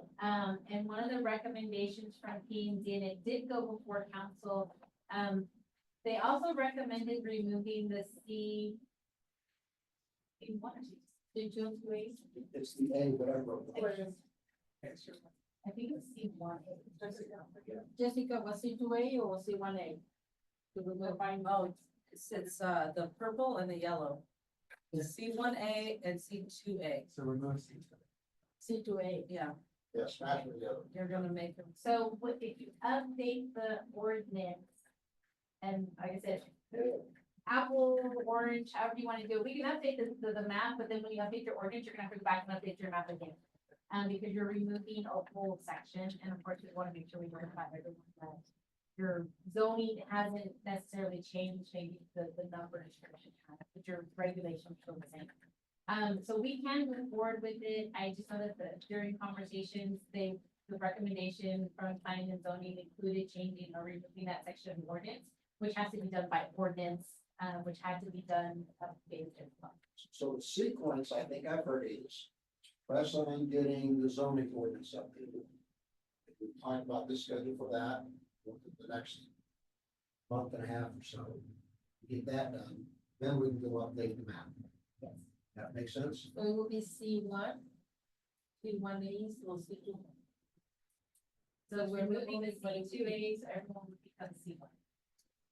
Jessica, Hi, Jessica. These are So close to each other. Yes. So you said that it was, So the purple is C2A Yeah. and the yellow is C1A. Okay, and so C2A and C1A have the same, you can do the same thing with the properties. So we're gonna marry them together and make them all C1A. So all the purple would be Yeah, they'll all be, so essentially, look how much yellow we have, very little yellow, you know, and we have a little bit of purple too, so we're just gonna make it all yellow, and it'll make our legend smaller. And they'll offer the same thing, we're not gonna make anything for the people that live in those areas, they'll do the same thing. So there was alcohol ordinance we talked about C2, Would be the gray, that's the gray, not C2A. not C2, so we'll have a C1A and a C2A. no, you're gonna, so if you look at the legend, you'll have the C1, which is neighborhood commercial. Yep. Which is red, and you'll keep the C1A. Okay. Okay, and the C2A will be removed, and all of that will be yellow. Only the C1, 2. Okay, so we're still going with the C2. And C2 will still exist, the only one that will be removed is purple. Which is Okay. C2A. Okay, so in the alcohol ordinance, then we got- C2A is not listed in the alcohol. it's not, okay, thank you. Okay. Okay, so the only way, the alcohol one is only in the gray, which is all deep downtown, like Yes. all that is. Yeah. It went, see, a lot of these other areas Yeah. are really adjacent, but. And then the other thing that would be an issue with doing it is the R4 is gonna name something different. It's gonna be outside. So we don't wanna do this until we have the names on. Okay, so we're talking, I knew that you. so in 2 months or so, we should expect to see an updated zoning map. So I do want to point out to council, based on the alcohol ordinance and the changing for the map, you would open up, well, ideally, C2A was never codified, but C1A, would have, all your purple would have alcohol. For office. on-premise. Okay, and that's what. This, for everyone's knowledge, the oddity that we're trying to. And Rio can do that for me. Okay. You answered my question, thank you. Okay, we are complete with the information and discussion. Let's talk real quickly, we have, 3 action items, and we have an executive session. Do you think we can get through that 30 minutes? Okay. I make a motion to go past 9 p.m. this evening. Okay, we have a motion, we have a second. Any further discussion? Hearing none? Aye. Karen? Aye. Motion passes, so we're going to move past 9 o'clock. Proceeding on. Should we press on or do we want to have a file break? Great. I'm good for a few minutes. I'll let y'all know. I don't need one first, so, on the, I start changing the colors of the, okay, action items. Gio, why don't you head down the first one? Action item A is approve order 2025-03-04. Order approving the agreement with the city of Alpine and Brewster County Election Administrator for election equipment and services for the May 3rd, 2025 general vote. Motion. Make a motion to approve order 2025-03-04 as written. Second. So we have a motion and we have a second. Discussion, Gio, what do you know? So this item is being added to approve the election agreement between the city and the county. The Commissioners Court approved the agreement on March 11th, 2025. Do you have any questions? Process, Commissioner Sproul, they approved it and Laura made the presentation. Ask my questions. Any further discussion? Okay, I'll go ahead and call for the question. Aye. There. Aye. Okay, so we have 4 ayes. The motion passes unanimously. Item number B, Gio, again, yours. Thank you. Item B is approve order 2025-03-05, an order appointing and setting the rate of pay for election officials, setting the number of election workers and designating the early voting ballot board for the May 3rd, 2025 general election. Is there a motion to approve? Second. Second. A discussion. Quick question. Sorry. Do we make any reservation or picking the right word, are there Spanish speaking election workers being taken into it? Yes. Okay, awesome, thank you.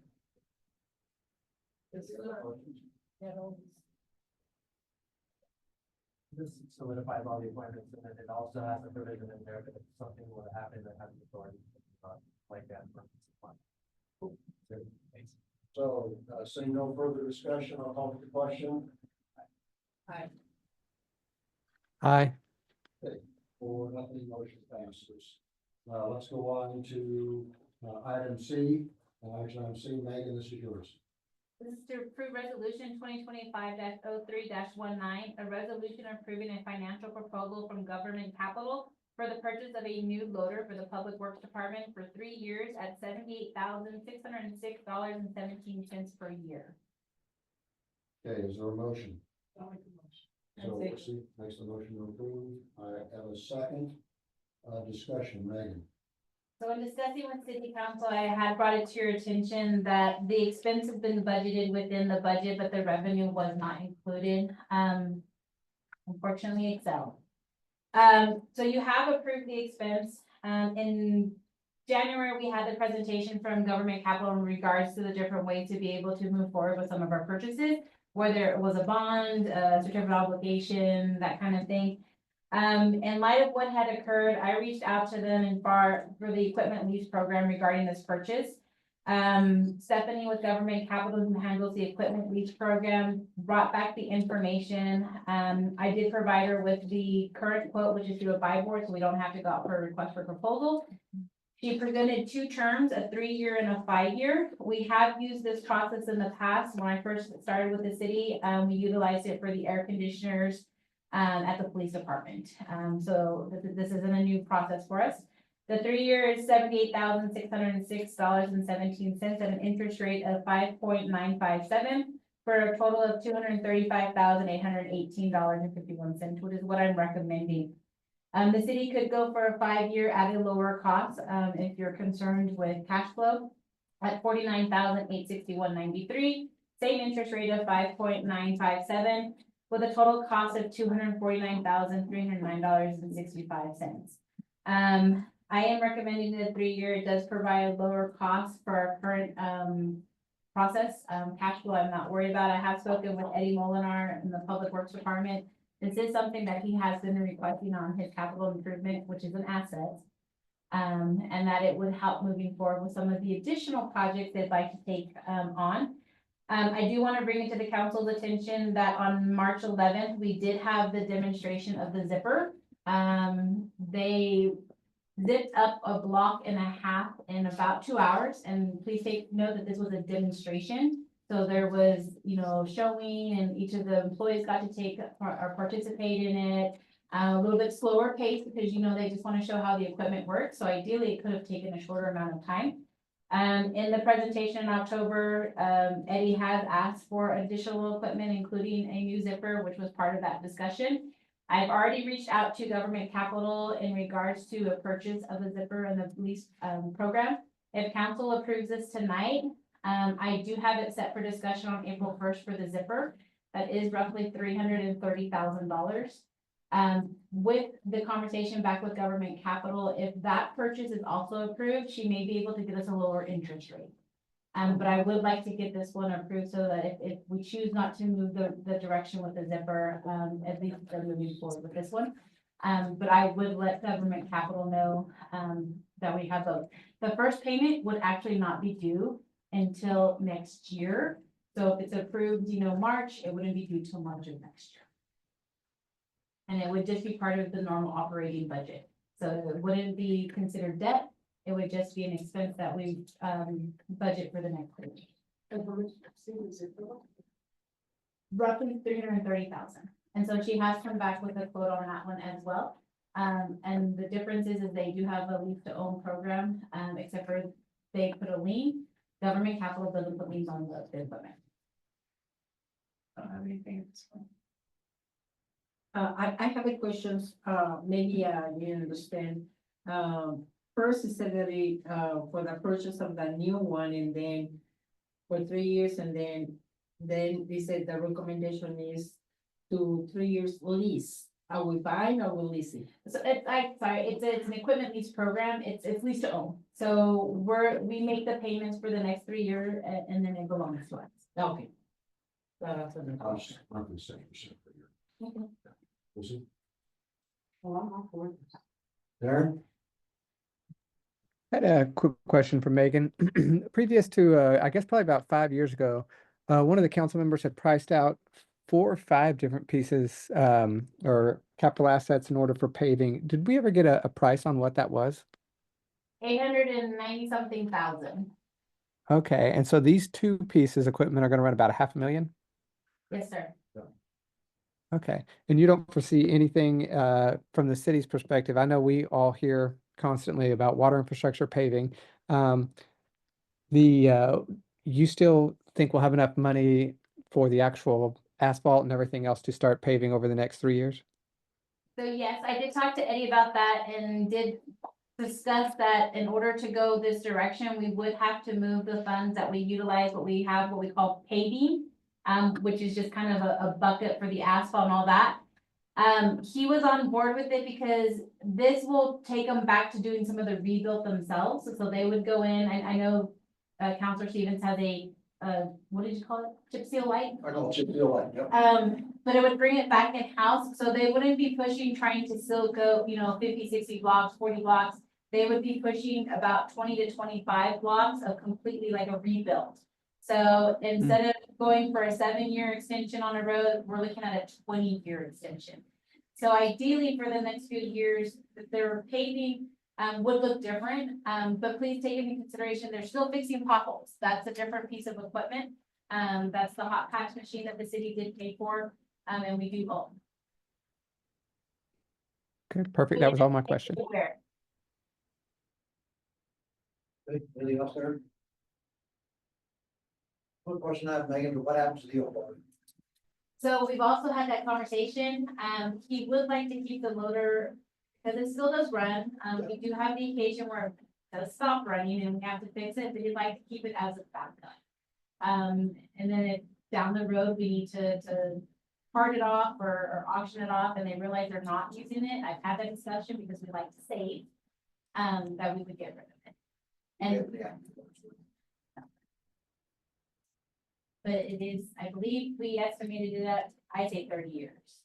It is one of the older. It is definitely service roads. Very good. So we're gonna vote for. Yeah. Okay. Any other discussion? I'll call for the question. Aye. Okay, motion passes unanimously 4-0. So that completes our action items. We're into executive reports. Nothing on my end. Megan, floor is yours. So I did want to bring to the council several items that are occurring. So the wastewater treatment plant project, they have completed 6 of the drying beds. Just recently, we got to go out there. It is a fraction of the time. And this is the colder months that they've been trying it out. So the summer months may be even better. But it's taking, roughly a week start to finish, whereas it was taking several months to launch. So this is a huge improvement for them. Their interactions with Dowtech have been beyond wonderful compared to other vendors we've had. They've really enjoyed working with this team. They've also started applying the protective membrane on the concrete for the clarifier. So the next step is, this is a fabricated machinery, so we're just waiting for it to be finished and then it will be installed. They are very eager to have the second clarifier up and running. We've also been working on the asset management program for small systems. Richard and his team have done an excellent job working back with Andy at engineering. We did ask for a 1-month extension with the Water Development Board, so that we could have a better draft prepared, and it was granted. So we have a few extra time, or a month. The benefit of this program is, as we're going through the assets, we've learned that, as we took from the old accounting software and put in the new, a lot of it was actually it was all manually entered because we couldn't transition it. But we're learning that a lot of the assets within the sewer plant itself, one, don't belong to the sewer plant, the landfill is not the sewer plant. But also a lot of it is just unknown. And so this is helping clean up what is actually an asset. It's helping clean up the inventory, and it's been a great practice for them to walk through and do all of the parts of the system. The other item that I'm just gonna put this out for council's, consideration, thought process, we will have to have an in-depth conversation, is that there is a severe, and you've heard the fire department chief bring it up, concern for drought. We are going to evaluate going into the contingency plan, right off the bat. We have had no rain for months, that is draining the aquifers. We're gonna be preventative, we're gonna be precautious, I'm not trying to scare the public. We just don't want people to start watering their yards and have beautiful grass, and then obviously we have an issue. So that will be brought to city council, for, consideration. And then I did have the honor of meeting with, the law enforcement, the Department of Defense last week. I know Rick Stevens was there, Chief Lasoya was there, Hoffman was there. They are, as you mentioned, bringing in active military. They are only here to assist. They aren't here to regulate or do any of that, maneuvers. I am excited for them to be here. I know that the influx is always scary, especially when you have something coming in. But it will be a benefit to our small community, especially with our sales tax. They will be utilizing our restaurants, they'll be utilizing our stores. There will be several of them within our area. I also do want to encourage that the community interact with them. I mean, that they're gonna be residents for a few months. It's estimated about a 9-month turnover. I am excited, like I said, for the economy. I think that will be nice, and it'll be a little hard, that wait at Spicewood may be a little bit longer. But it will be nice to have them come in. I know that they've been working out, reaching out with all the community members and leaders and trying to make sure that there are things for them to do. And I know Heather Yaden has helped them with some information as well. So it is gonna be a change, but it will be a nice one. Other than that, that is all. Okay, and since we're on the agenda, we got no questions or no discussion in that area. City council comments. Good, thank you. Darren? No comments. Okay, so with that, it's time to move into the executive session. We have a couple items to discuss. Do we have a motion to move into executive session? Is there a second? I say. There's a motion to second. Aye. Aye. Okay, so we have 4-0, time to move into executive session. Before we start, is it time for a break or just want to rock and roll? Oh, good morning. Okay, so we'll move to executive session. Thank you all for being here. Thank you.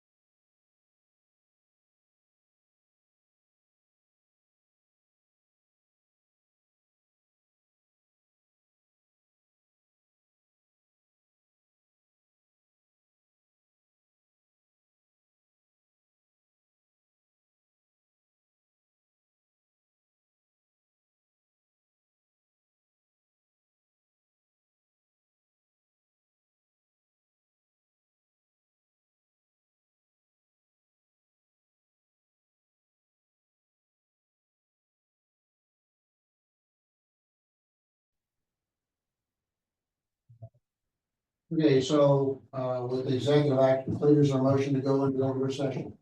Make a motion to go into regular session. We have a motion and a second. Aye. Aye. So we're back in the regular session. Is there any action after executive session? No actions.